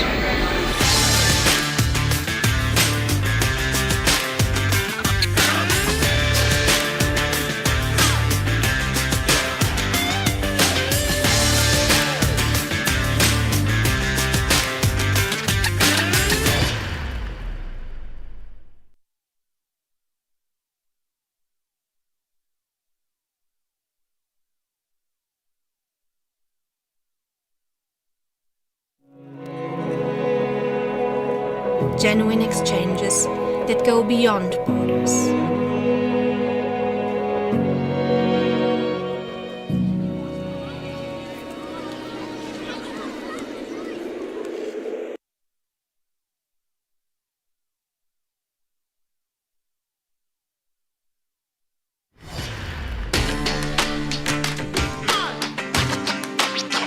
Okay, there's that back to school moment, and then there's that back to school moment. We have all the fellows, new master students, new building, new professors.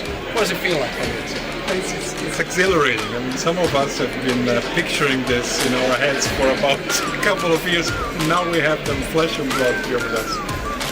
You You guys should join us. This is probably the best place to learn about transnational companies.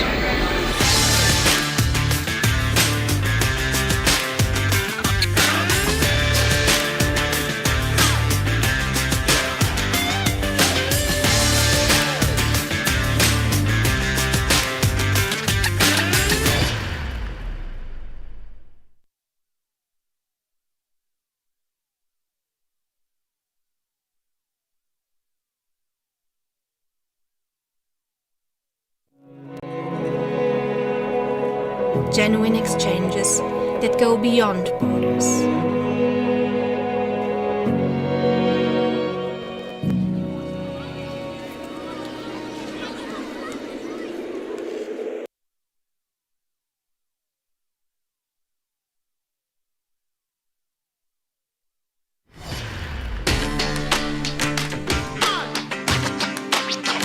Okay, there's that back to school moment, and then there's that back to school moment. We have all the fellows, new master students, new building, new professors. What does it feel like?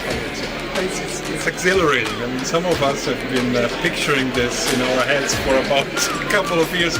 Now we have them flesh and blood here with us. You guys should join us. This is probably the best place to learn about transnational companies.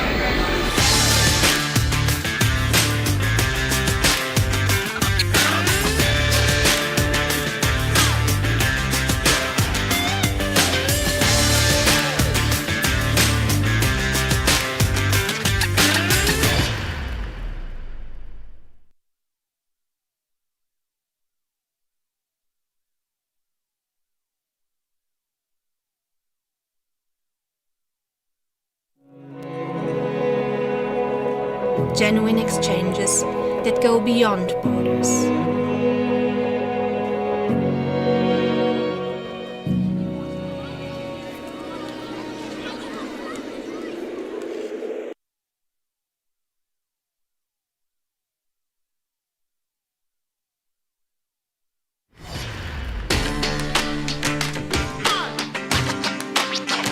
Okay, there's that back to school moment, and then there's that back to school moment. We have all the fellows, new master students, new building, new professors.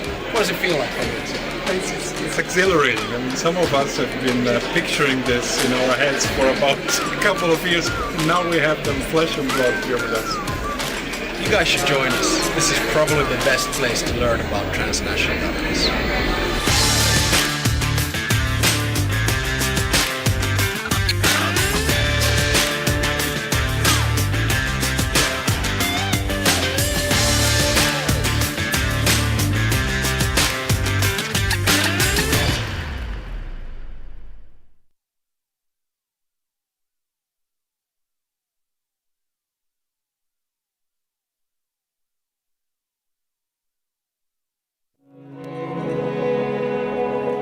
Genuine exchanges that go beyond borders.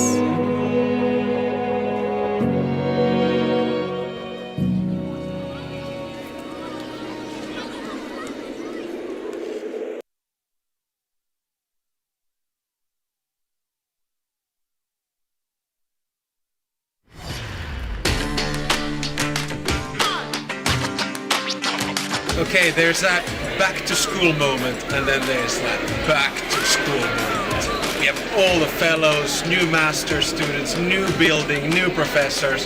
What does it feel like? It's exhilarating. I mean, some of us have been picturing this in our heads for about a couple of years. Now we have them flesh and blood here with us. You guys should join us. This is probably the best place to learn about transnational companies.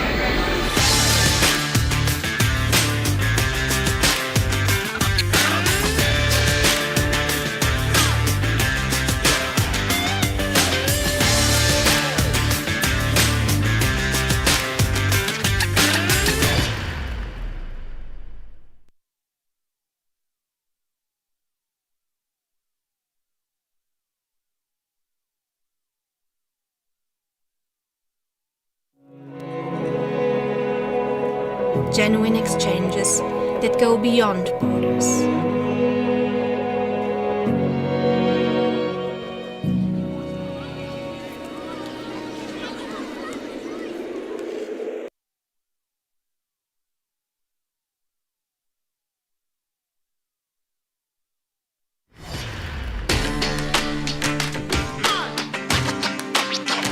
Okay, there's that back to school moment, and then there's that back to school moment. We have all the fellows, new master students, new building, new professors. What does it feel like for you?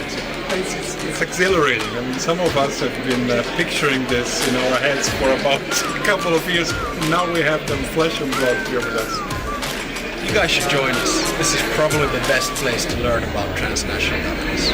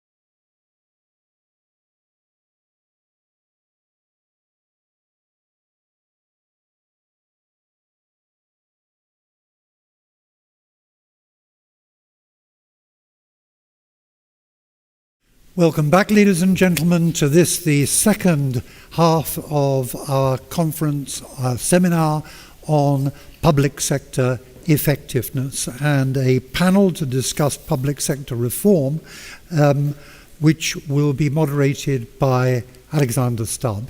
The participants, Laurence Boone, from whom you heard in the first half, the OECD's chief economist, Mario Nava, Director General of Structural Reform Support at the European Commission, and George Papakonstantinou, who is the professor at the School for Transnational Governance, the Director of Executive Education, but also a former Finance Minister of Greece.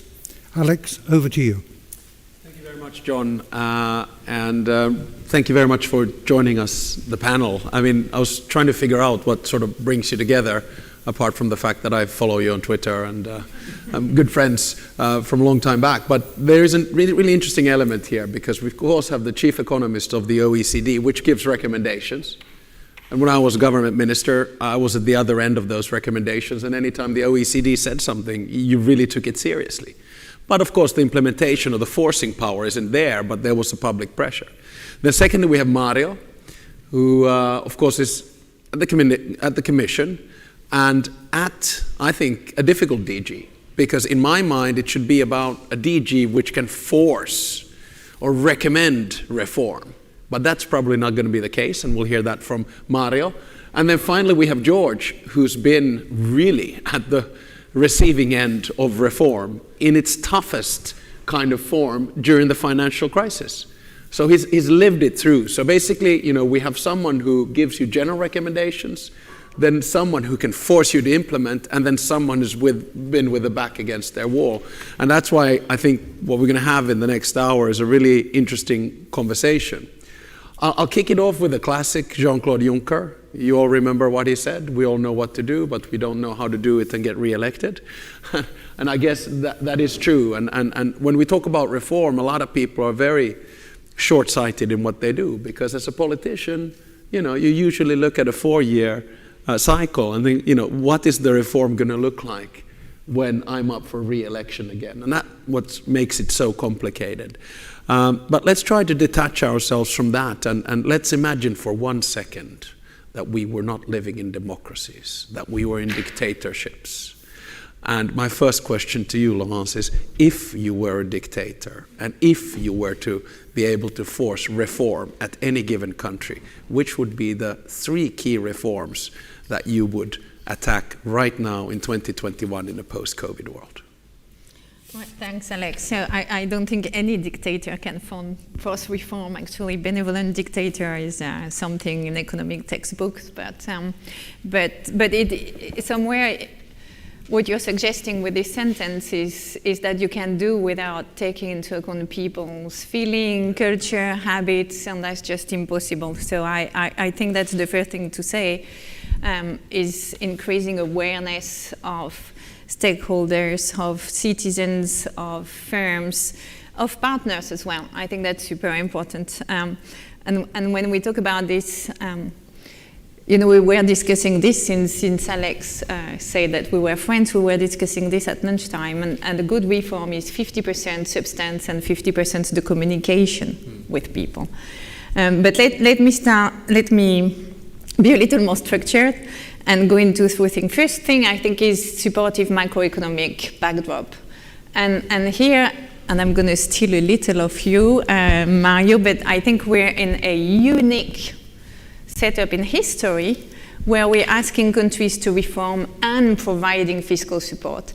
And you said the OECD was making recommendation, which is true, and one of the things we've always been saying is that you cannot do reform and austerity at the same time. It's very difficult. At least it's tougher. So if you have George the chance... George and I can have a conversation about that.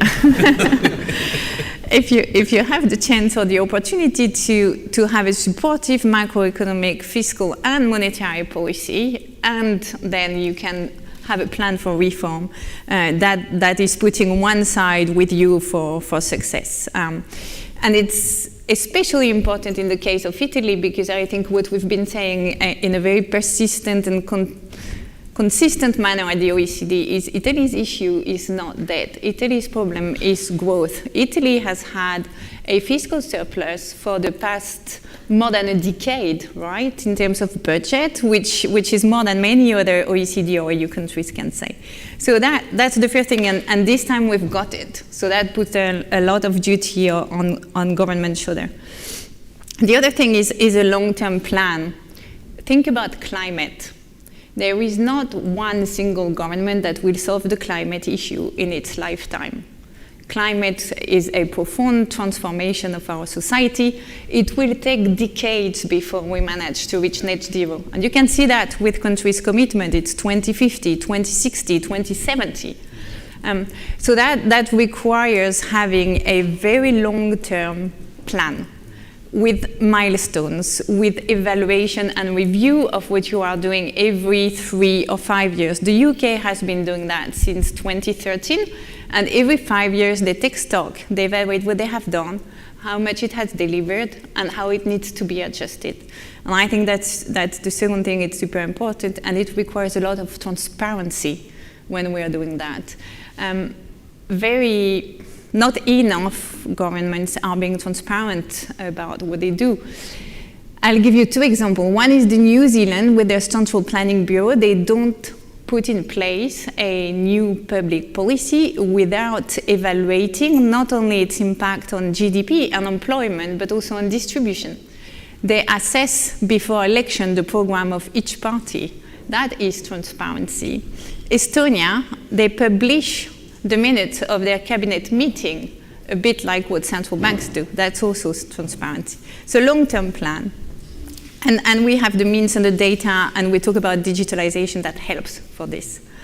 And the third thing is people. I think we talked about it quite a lot in the first part, but let me put this into context, and both you and George can contradict me, but one of the things that countries tend to do when they have to adjust their policy or consolidate public finance is they sacrifice investment and they sacrifice the public sector workforce. You freeze recruitment. You freeze wages, and because you don't dare letting people go, because it's very difficult to renew staff, to retrain them, you also cut training funding. So you're both reducing the impact and capability of the workforce and demotivating them at the same time. And again, we talked about digital. Digital is about investment in physical infrastructure, digital infrastructure, but it's about investing in people too.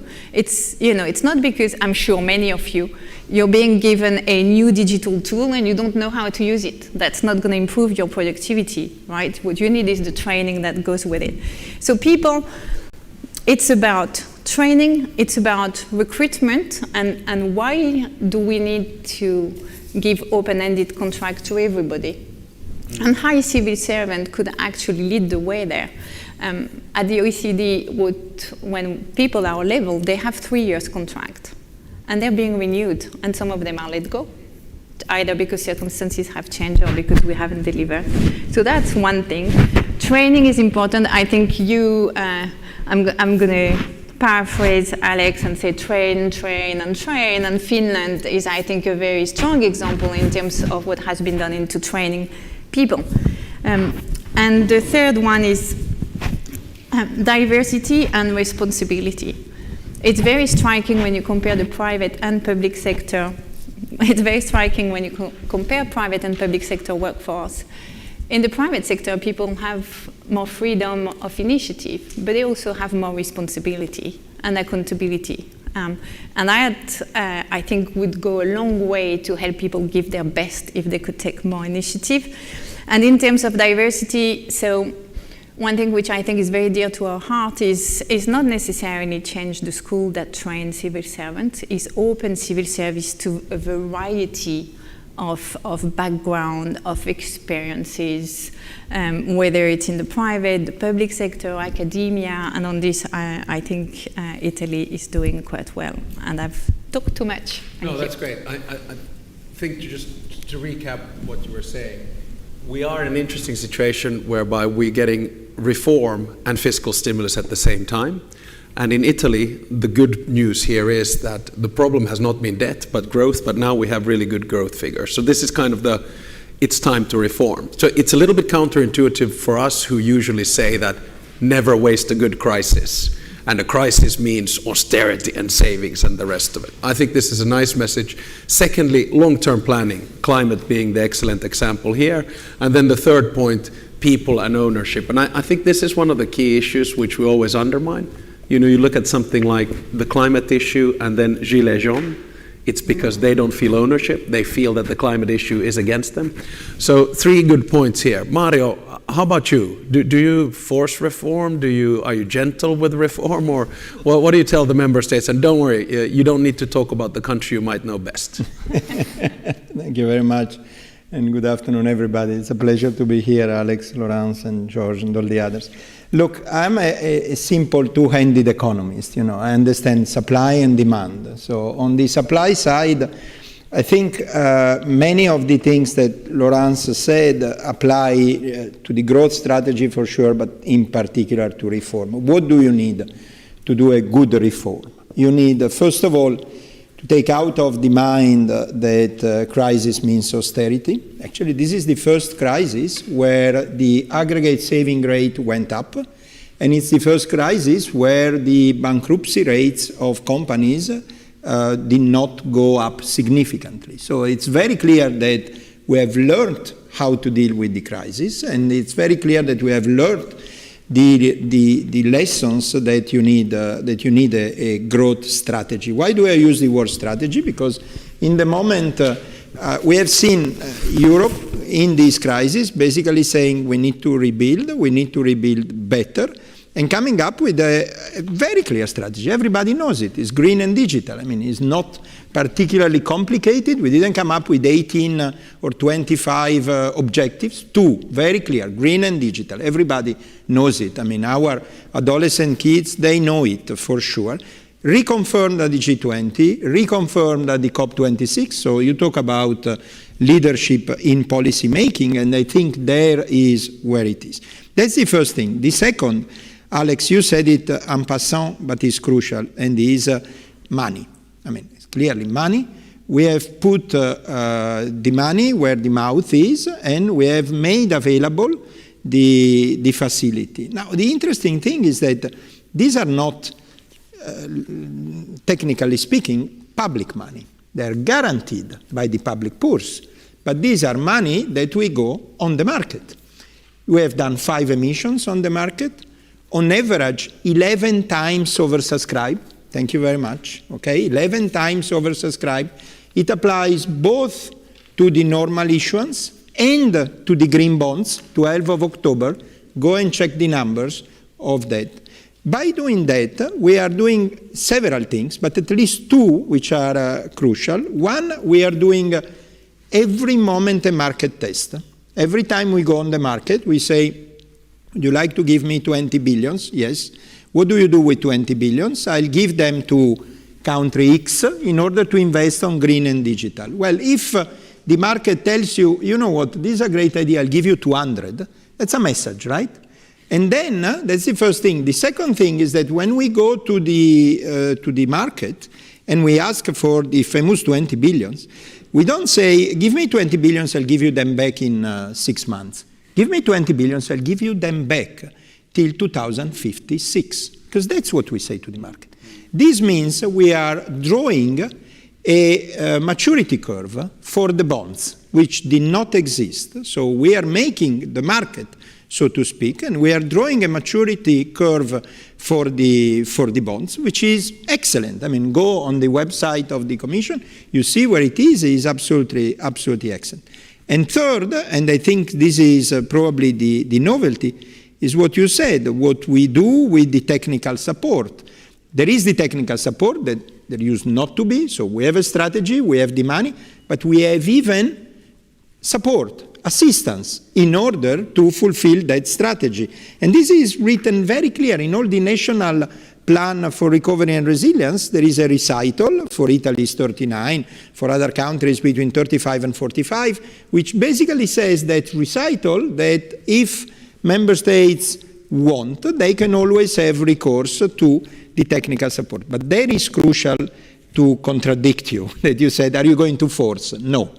I need the ownership of member states. And I'm very happy not to be obliged to force. I'm very happy that I can't force, and I shouldn't force. My president says, she has a beautiful sentence given in an opening of an academic year a few months ago, saying reforms cannot come from or by Brussels. Reforms are endogenous, my friends. So they need to come endogenously from the country. And that's why it's essential to give support to something which has been owned.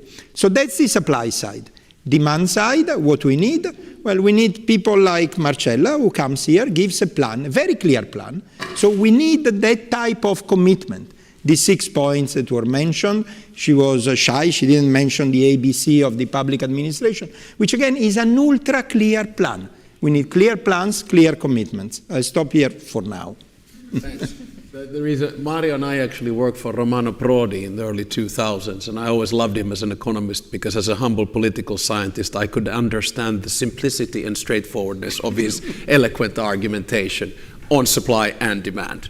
So that was very useful. Now, George, this sounds like a nice crisis, doesn't it? I mean, in comparison to the experience that we had in 2008, 2009, and especially you had, because it wasn't, a situation which had the combination of public expenditure and reform. It was basically a gun and reform, and you were in the middle of it. So Could you give sort of some of your ideas about the differences perhaps between 2008 and the COVID crisis? And is this sort of a shift, because you're an economist, is this a shift in general economic, fiscal, and sort of macroeconomic policy that we've never seen, well, we haven't seen for a long, long time? Because to me, 2008, 2019 have nothing to do with each other. Yeah, we are in a very different situation. One of the particularities that we were actually on the opposite sides of the argument that you were telling us what to do. Here's what the problem was back then. It was a double problem. One, reforms had to happen with one's back on the wall, and while you were cutting the public sector to the bone, and that's not an incentive for people to work harder or smarter. That was one of the problems. And the second one is that, given that you're doing this, so the term reform was like a bad word. Yeah. So in society, reform means you're cutting my wages, you're cutting my pensions, you're increasing my taxes, you're making my life difficult in general. So I think you asked in the beginning, what should be the main sort of thing to throw out here? It's to turn, one of the big political economy questions for governments is to give reform back the positive essence that it's got, to convince people that this is about making people's lives better.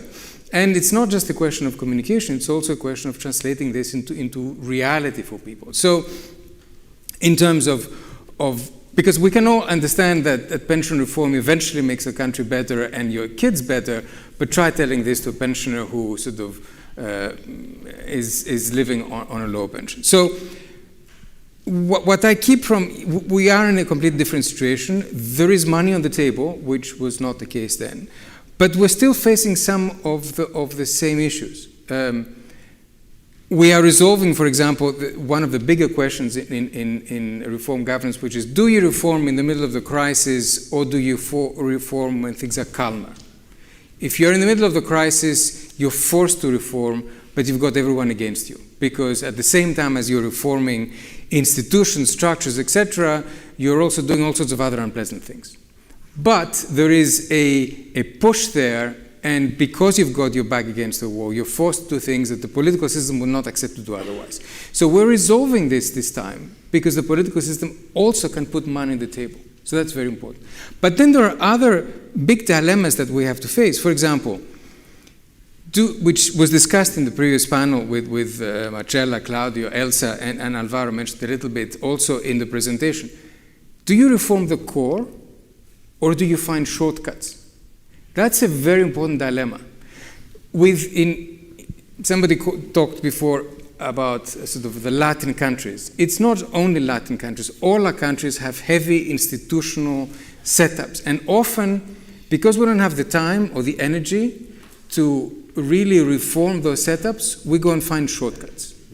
We pass a law to make a faster way of procurement, for example, or to hire people that we really desperately need for something, but we don't reform the overall hiring process. This is a dilemma that is very hard to You're not resolve. referring to the School of Transnational Governance hiring policy here. No, we resolve all these dilemmas.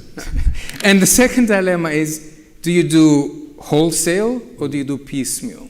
Do you pick your battles, for example, and do 2 or 3 reforms that you want to bring to fruition within a given time? Or do you open all the agenda, and do you say, because the agenda is vast. So these are the kind of challenges that, even if we have kind of resolved the issue of being able to put money on the table because reform is conflictual and you've got to accompany it with funds, these are the other challenges that we need to think very carefully about in terms of how you proceed with core versus shortcuts and wholesale versus piecemeal. I'll stop here and I will come back. No, it's very interesting, and especially with your background experience. I thought, having been in government for 8 years, you always felt that can we reform? But for me in those years, it was from 2008 to 2016. So basically, don't elect me into office because that's when everything goes sour, right? But the bottom line is, it was all about, the reform was always the hardship. And reform was always about, labor market reform, pension reform. Educational reform could have been positive as well, but there was always a lack of money linked to that reform. And that's why I come back to Laurence's point earlier, saying that it's also about communication. to a certain extent, and trying to give reform a positive name, because right now it simply doesn't have that. I should have made a qualification in the beginning. We have 3 PhDs from the London School of Economics and 1 from the London School of Business, or London Business School, but we have 3 economists and 1 political scientist. So but let me then try to understand this. This is a little bit... I know, it's a good balance, So let me try to understand this. If I push you one more, this is more an economic argument than a reform. How do you answer to those people who say that it's all nice to put money on reform, but who is going to pay it back and when? So, this is a political scientist asking economists. Laurence, how do you deal with this? No, but that's... Because Italian debt level, 160% of GDP. I know, but as I said, growth, productivity growth, close to 0 for a decade. So no matter what happens, with just interest payment, you're bound to see the debt increasing. So the one way, and this applies to many countries, by the way, let me say 2 things. The one way to actually get this debt to GDP ratio to decline is we always think about the numerator, the debt, but we have to think about what's underneath the denominator, GDP. Okay? So growth is important, and that's why what Mario and George were saying is crucial. This money that is put on the table has to come with the reforms, because without the reforms, we won't get any of this investment being productive. Again, think about digitalizing half of the country. Mm-hmm. If people don't know how to use a computer, you're just throwing money away. So you need that. And I think the second thing is the communication that we're getting back to. We need people to actually get the opportunity, get a better name. So at some stage when I joined the OECD, I said we should stop talking about structural reforms. Everybody hates that. We should talk about structural policies. Because in fact what you want to do is to put in place better policies, right? I remember one of the early conversations I had with Mario when we were talking about the crisis bit. And I was grumbling a little bit about, again, I had my old 2008 hat on, right? Austerity and what's going on. And he said, Alex, you have to understand that Next Generation Europe comes with a demand and a request for reform. So how do you deal with this? I mean, without forcing people to reform, but money is a good incentive for reform. So what's the system that you have in the Commission for this? Yeah, let me give you, thanks. Let me give you just one small historical, quote-unquote, recollection. January 2020, the COVID was somewhere in China, but in Europe we didn't know that COVID would have come. And there has been a Council of Ministers meeting about the EU budget. And the issue was how we replace the 15 billions left out by the UK, thanks to the Brexit. That Council of Ministers, that was actually an EUCO, so a European Council, it failed. They couldn't agree. Nobody remembers today, but that's exactly what it happened. They couldn't agree on how to divide 15 billion. 6 months later, they agree on how to divide 1,800 billions. What is the difference between the two? The emotion of COVID, all of these, why not?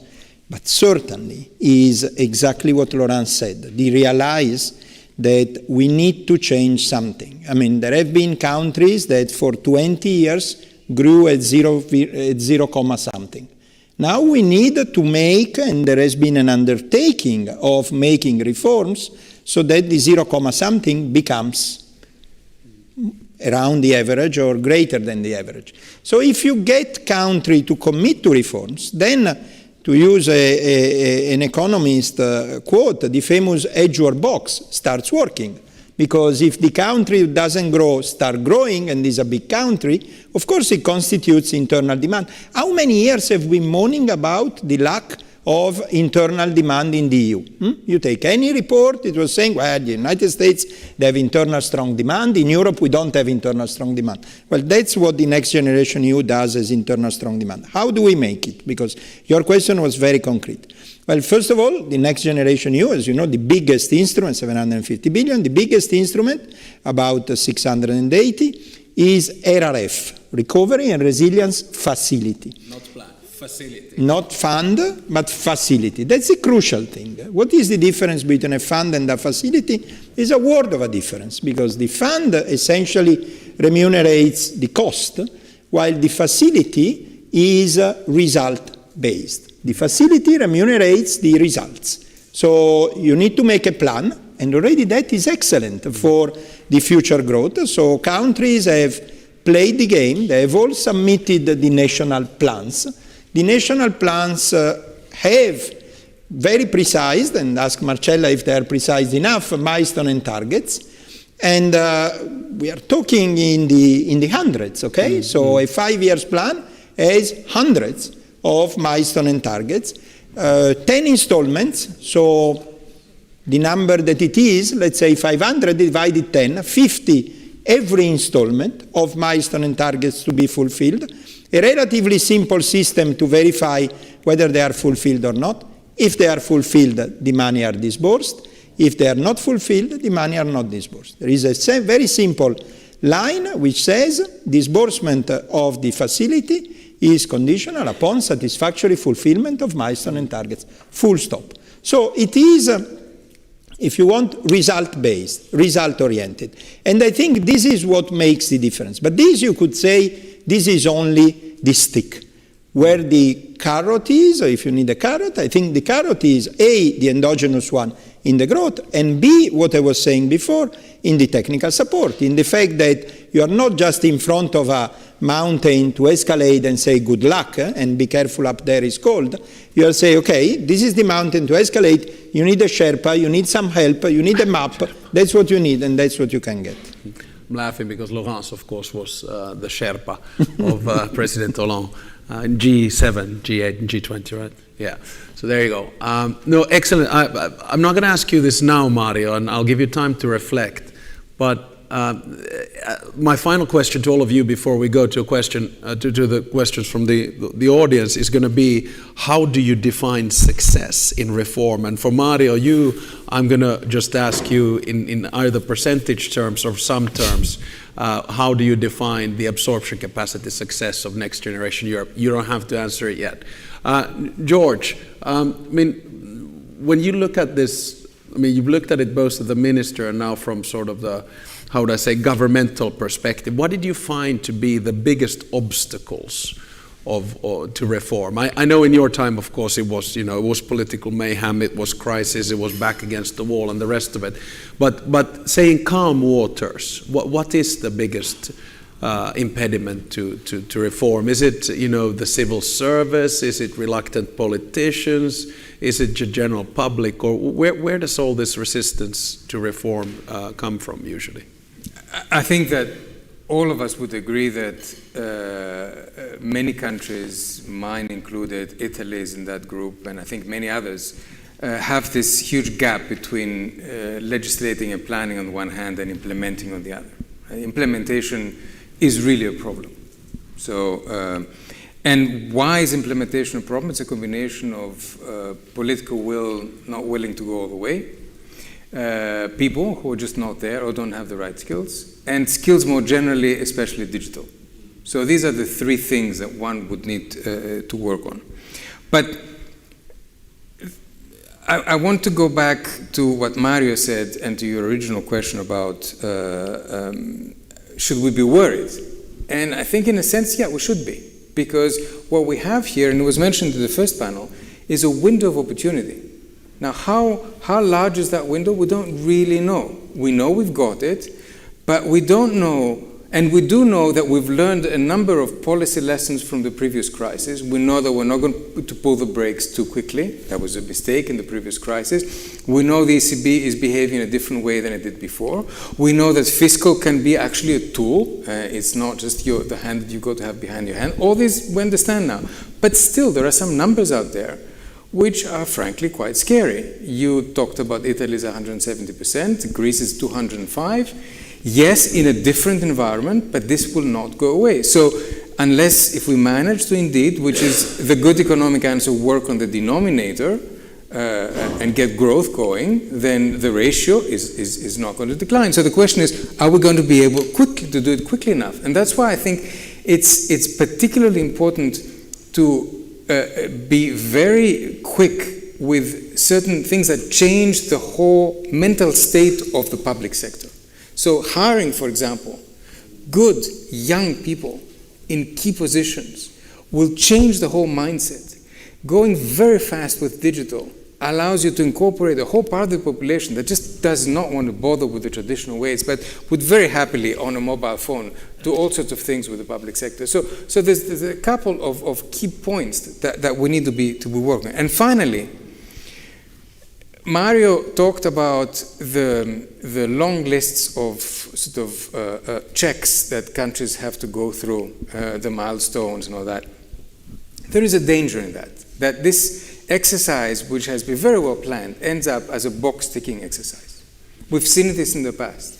So that's a real challenge. How do you keep having not the old style of conditionality that we all vowed we're never going to have again, but also not the completely, here's the money, there's 3 years, if you just tick these boxes, you can get the money. But, and here I think the actual governance of the reform structures, because you cannot go in every country and make sure that the people that they hire are exactly the right people. But you can go in every country and make sure that the processes they have in place to do this kind of hiring are objective, are merit-based, and are not politically biased. So the governance of the reform structures in each country, I think, is a very important element that would be good to be as much strengthened as possible.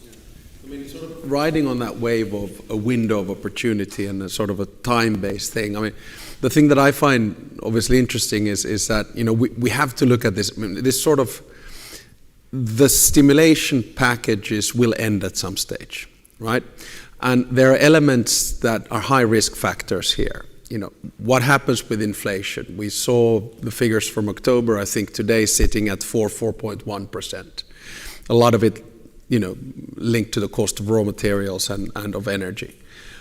Secondly, you know, what happens if the United States and the Fed starts to tinker with interest rates a bit more aggressively than we are here in Europe? And we've just heard, I think, Christine Lagarde saying, basically alluding that we're not going to change the interest rates at least for a year or next year. On top of that, I'll give you risk factor number 3, the new German government, who becomes the finance minister. What is the line that the German government is going to take? Risk factor number 4, the conversation that has already started on the Stability and Growth Pact. So there are a lot of elements which could sort of push this in all kinds of different directions. And we shouldn't sort of underestimate the risk factor on that side. Right now, I feel that we do have good tailwinds. I think we're in fairly calm waters nevertheless, but things can change quite fast. But with the window of opportunity, let me press you with one final question before we go to the audience Q&A. If you were to sort of determine success, or how would you define success in this badge of reform that we're having at the moment? And let's give it to, say, 2020 to 2025 to make it a little bit easier. How would you say, we come back here and we have this OECD event in 4 years' time on the basis of a new OECD report, and you would come here and say, okay, you know, Italy did well if these criteria were fit. Hey, the trickiest question of all, but I'll start. I mean, an easy answer is obviously to say we would have much higher growth. We would have had much higher growth on average over the next 5 years, and especially much higher employment, and especially, if I can go one step further, for the young and senior people.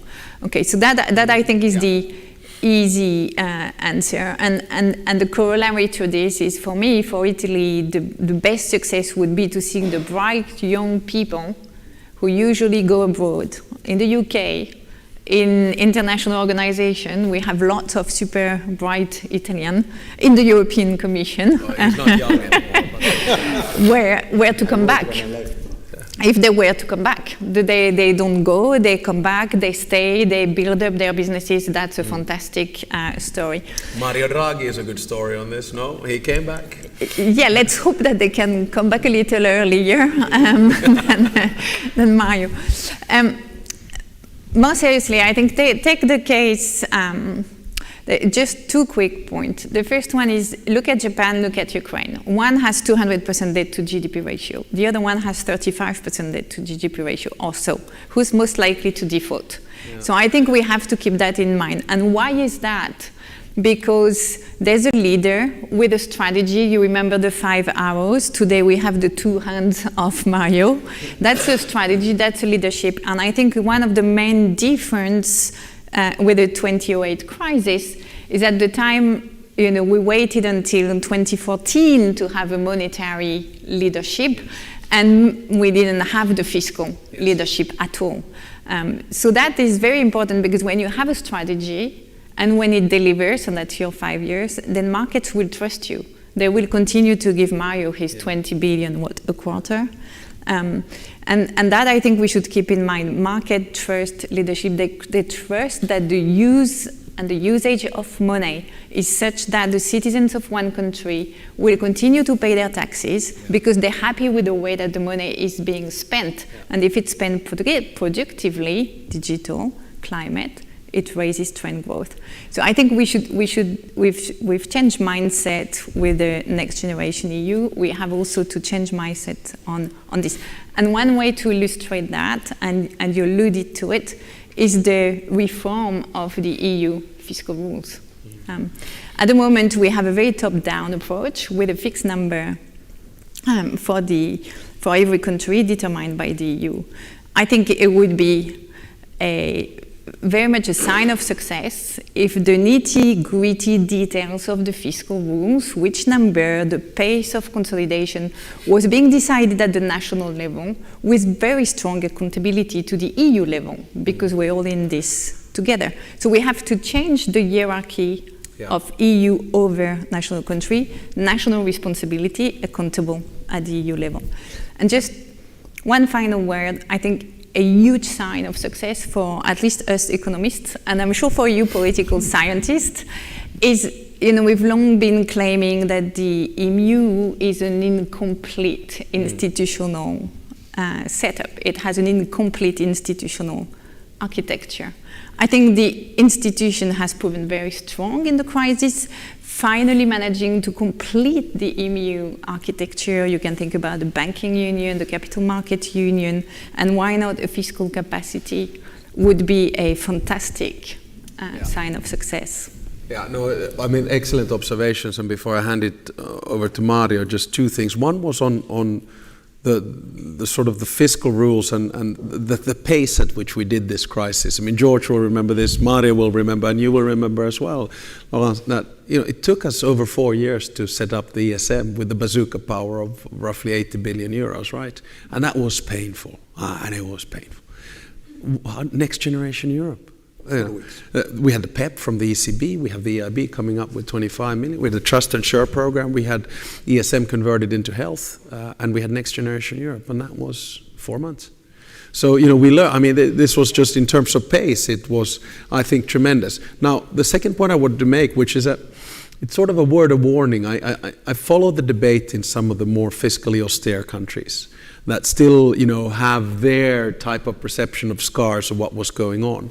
And that's why I think changing the fiscal rules is actually going to be more complicated than what we think. Because some countries still live, and I'm not naming any of them, not even the one that I know the best, they still have this sort of trauma from what took place at the time. Obviously from the other side of the fence. And they're still thinking in that, old sort of EMU framework. And they're very reluctant. So this will be an interesting debate, but I think the debate has shifted more. If there was ever a debate of austerity versus growth or austere fiscal policy versus slightly more flexible one, I think it shifted very much towards the more flexible one. If I may just add, in the reconstruction, in the years to 2025, it's no longer a debate of austerity versus fiscal profligacy. I think what we have to understand now, it's about responsibility. Yeah. And responsibility has to be endorsed, embraced, whatever you call it, adopted at the national level. Otherwise, you may have all the rules of the world, and we've seen it for 20 years. This will not prevent debt rising. And that's why I think if ever we try to push through, say, a mutualization of debt to a greater extent than we have it at the moment, it has to be a percentile. You know, half of it European, half of it national, or 40% national, however we do it. I don't know. Mario, how do you define success, in 2025? I would say basically everything that Laurent said. Growth and jobs is obviously crucial. Realization and implementation of the plans. Plus one more thing that we are seeing now in the markets is the convergence. I mean, it's the first time, 2021, is the first time in about 20, 25 years where the south of Europe grows more than the rest and grows faster than the average. That's a major change. That's a major fundamental change, not so much for the south of Europe, but for the north that benefits from growth. And that's the new paradigm. That's why you were mentioning before absorption capacity, all of that. We are in a totally different environment, and to be precise, it didn't take 4 months. It took 4 weeks to come up with the SURE, the Kurzarbeit, the Kurzarbeit and the chômage partiel and the Cassa Integrazione insurance. Why it took only 4 weeks? Because it was very clear that we would do something which was in the benefit of the system as a whole. We thought from the very beginning in a European manner rather than in a national manner.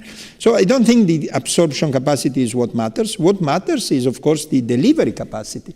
Exactly because the Next Generation EU works in delivery phases. I mean, we are all the member states. The member states submitted a plan. Those that were adopted, we gave 13%. So it's a sizable advance. Now they have that 30% to do the first part. If they do it, we do the second. But so the issue is not absorption. There is nothing to absorb. It is delivery. They need to deliver, and then yes, there is the money. On the risk, Alex, I mean, as a good financial economist, no risk, no return. So frankly, I mean, we cannot hope to live in a world of no risk. So yes, there is obviously some risk. We'll see that the fiscal rules, there will be a discussion for sure. But I think somehow one thing that is for the economist is quite positive is to see that many of the things that we have done in the last year and a half have delivered. I mean, the issue of convergence that I was mentioning, not only because my commissioner, Elisa Ferreira, who is responsible for reform and regional affairs, but I mean, that's really, in macroeconomics term, is a fundamental novelty.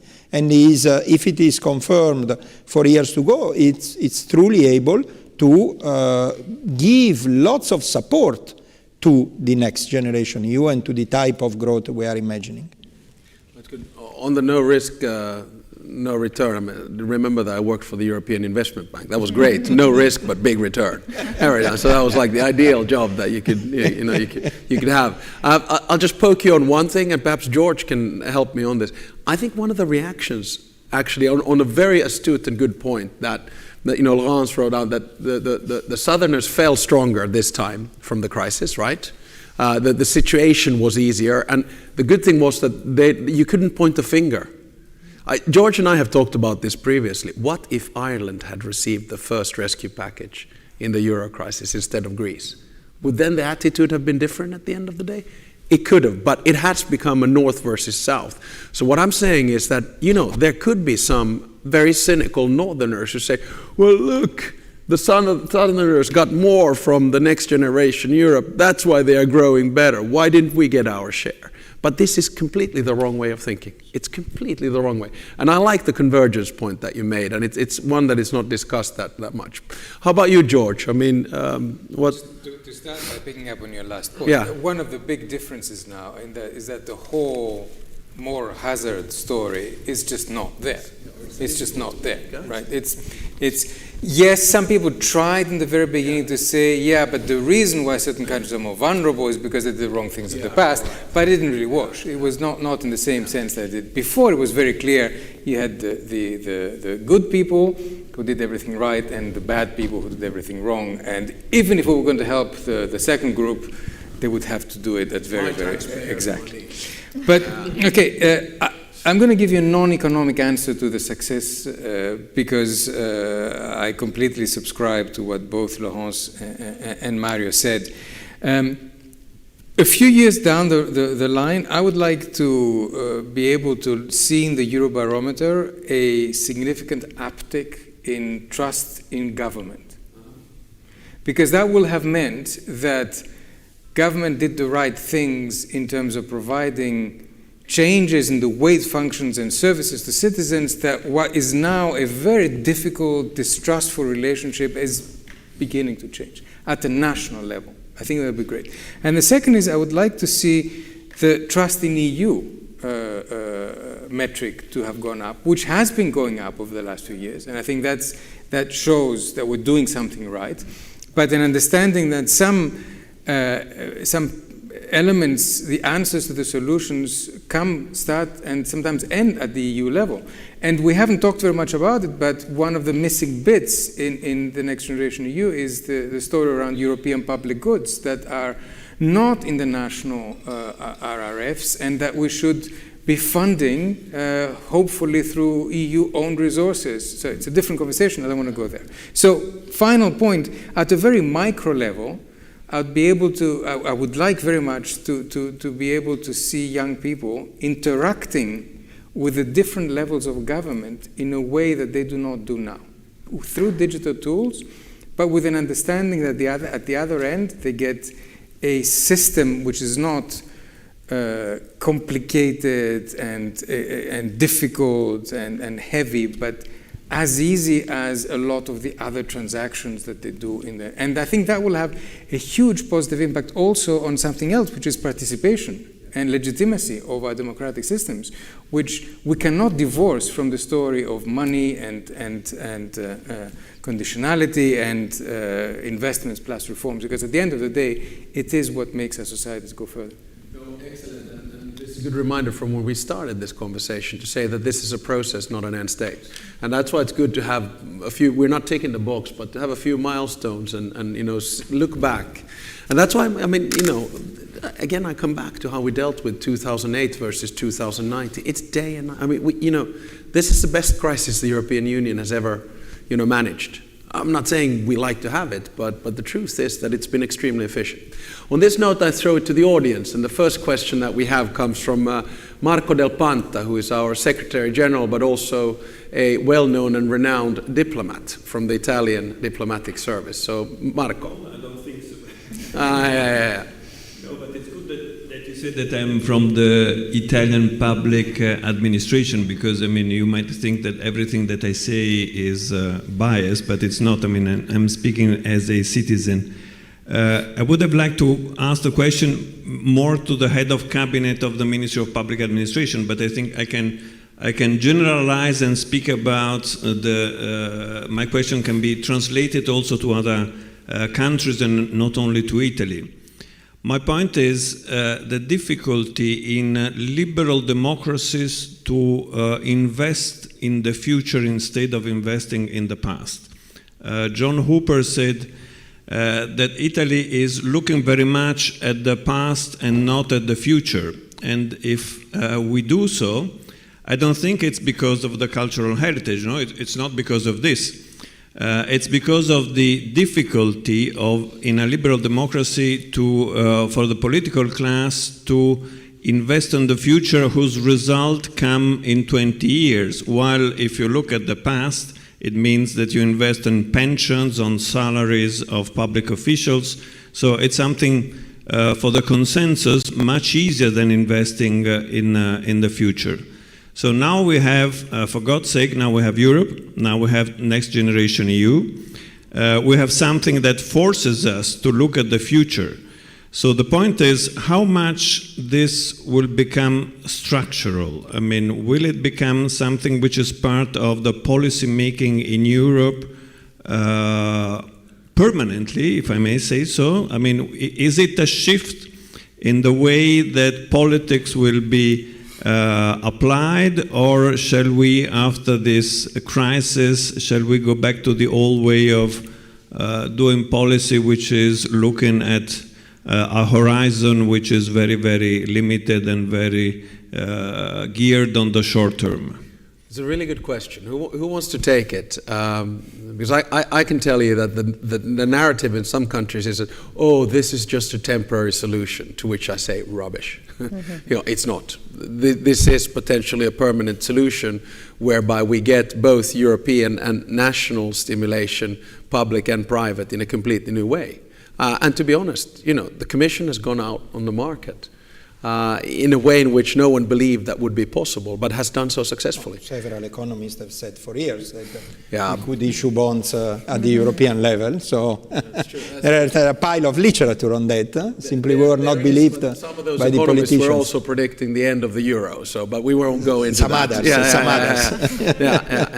Anyway, George. Okay, two very brief comments to that. One, the young issue, that the previous versus past politics. I think we have an excellent example of a country that basically took decisions based on the wishes to look at the past and not in the future. And that's the UK and its decision to leave. And the fact that it is that you can see the age distribution of the vote shows what happens to countries that don't look ahead and look back. But that's one comment. But the second comment is that we should not think that the fact that we have, yes, I agree with Alex, and I think we all have the sense that there's a tectonic shift. But this does not mean that politics as usual is dead. This is going to be a process, as we've said. The day after, yes, we will still have to have similar, not exactly the same, but similar debates about how far we need to go with fiscal policy or not. Whether we should be doing much deregulation or less deregulation. So these are not, we're not entering a completely different environment. I think we are entering a new environment with many more tools than we would have gotten a few years back. And that's, but let's not oversell this, because if we oversell it, at the same time, we might be disappointed by putting the bar too high and going under it. Yeah. So process, not end state. Yeah, I think just to add, I completely agree with the process, not on state. But I think we have also forgotten that at some stage, without to the risk, so we have an expression in French which is Eurobia, like everything coming from Europe is fantastic. So I don't want to fall in that trap. But the fact is that this process is quite new. It's ongoing. And with a constant milestone and reflecting, we can keep it alive. And we should remember that there has been a time, which is not so far away, at least for us around this table, which was the years 90 and the 30 year after that, until the financial crisis, where we had a vision, a political one for Europe. It was a dream. There was Erasmus. There was the foundation, if I'm not mistaken, of this university. Opening was the key. People wanted to work for Europe. I'm not sure that was the case before NGEU. So it is possible when you build on a concrete project and process that delivers to actually have not only the carrot and stick, but also a vision and a pathway and something that make people dream. And right at that time, all of us on this side, not you, but we had the same age as the rest of the audience here.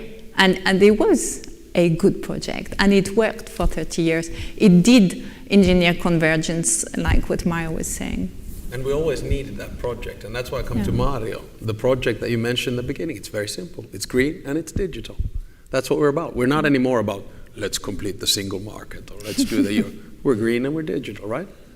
No, but also I think you are saying what will stay of this. I mean, what I see from my daily job, when I'm not here talking to you and I'm in my office working with the public administration, you see that truly the way of doing has changed a lot. I mean, the law on public procurement that Minister Brunetta and Marcella did, they're not going to change it in 4 years. And they say, you know what, we go back to the old things, or the new law through which they can hire people in 4 months instead than in 4 years. They're not going to change. Those things will stay. They will stay for generations, or at least for one generation. It has changed a lot, and I think the way through which these dynamics of change and reform has percolated down many governments, it's quite interesting. And it is interesting, and it is ownership, because it is proving to work. Very simple. Yeah. Now, we have a little bit of a time constraint because I'm starting a seminar with Hillary Clinton and Tony Blair in 5 minutes in the other room. So we'll take the final, perhaps, comment rather than a question coming from Alvaro Santos Pereira, and then John will wrap it all up. Well, thank you very much, Alex. Well, first of all, congratulations for the panel. I think it was very, very interesting. But I do think that, as George was saying, that the crises were very different because there was a perception of irresponsibility. Some countries that behaved irresponsible, whereas right now is an exogenous shock. So it's easier, in a way, to be more tolerant. But my question, I have a quick question. Really. Sure. How do you prioritize reforms? And I say this because a lot of countries think about the Nordics. Through housing reform in the Nordics, it's almost impossible. It's not because they don't have money, it's because of political economy reform. The same thing for pension reform in Switzerland. Since 1948, they have not reformed, and it's, again, how difficult it is. So the question is, how can we prioritize reforms? And to Mario, I would like to ask something that is related to this, is basically on conditionality in the EU. For example, right now we see what is happening with some countries regarding the rule of law, but basically how can we be sure that countries will not fudge the reforms, right? So we can always pretend that you do a reform. How are you being sure that you do them? And how do you prioritize them to see, a reform is a major impact rather than having dozens and dozens of small policies? A final 30 seconds for each of the three panelists. George. I was hoping you were going to let Mario go first. Mario, shoot. I don't like the word conditionality, because in the past conditionality was meant, if you do this thing, exogenous thing that I have decided, I'll give you money or whatever. Now we have changed the paradigm. The paradigm is do a plan, they do a plan. So now the only thing they have to do is to do what they said they will do. So this is not conditionality. Doing what you said you will do is just being serious. It's an endogenous determination. So it's completely different. And I think that's the reason why this time it may work much better. The reason why I asked Mario to go first, because a big part of the sequencing is actually embedded in the RRFs. So the real question is, what about the other reforms that are not related to the RRFs, but that need to be done? Well, there it's called democratic politics. And it is tough, and it is, as you know very well, because you were a minister, it takes time, and it is conflictual, and sometimes we get it completely wrong and we fall on our face. And we continuously need to convince people that things need to change in the past.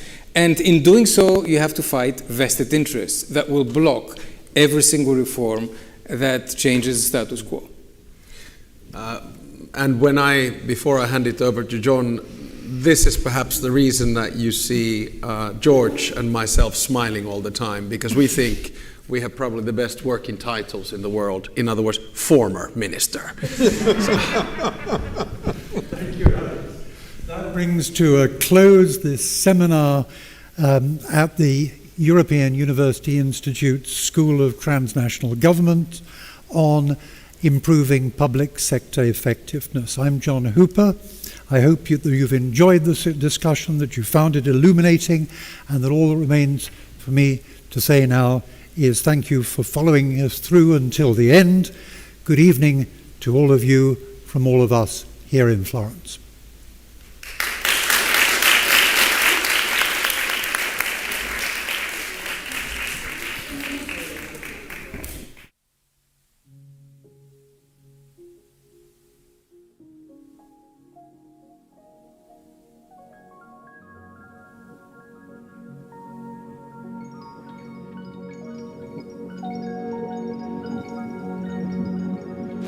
All the fellows, new master students, new building, new professors. What does it feel like? It's exhilarating. I mean, some of us have been picturing this in our heads for about a couple of years. Now we have them flesh and blood here with us. You guys should join us. This is probably the best place to learn about transnational companies.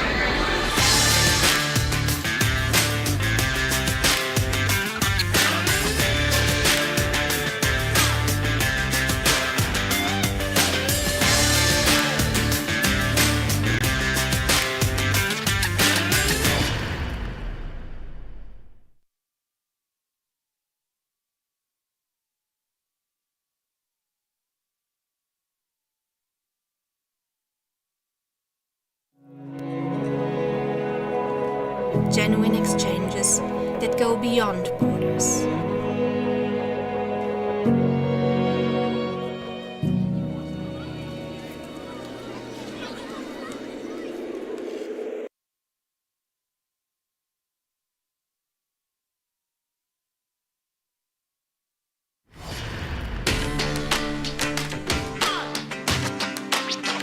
Okay, there's that back to school moment, and then there's that back to school moment. We have all the fellows, new master students, new building, new professors. What does it feel like? It's exhilarating. I mean, some of us have been picturing this in our heads for about a couple of years. Now we have them flesh and blood here with us. You guys should join us. This is probably the best place to learn about transnational companies.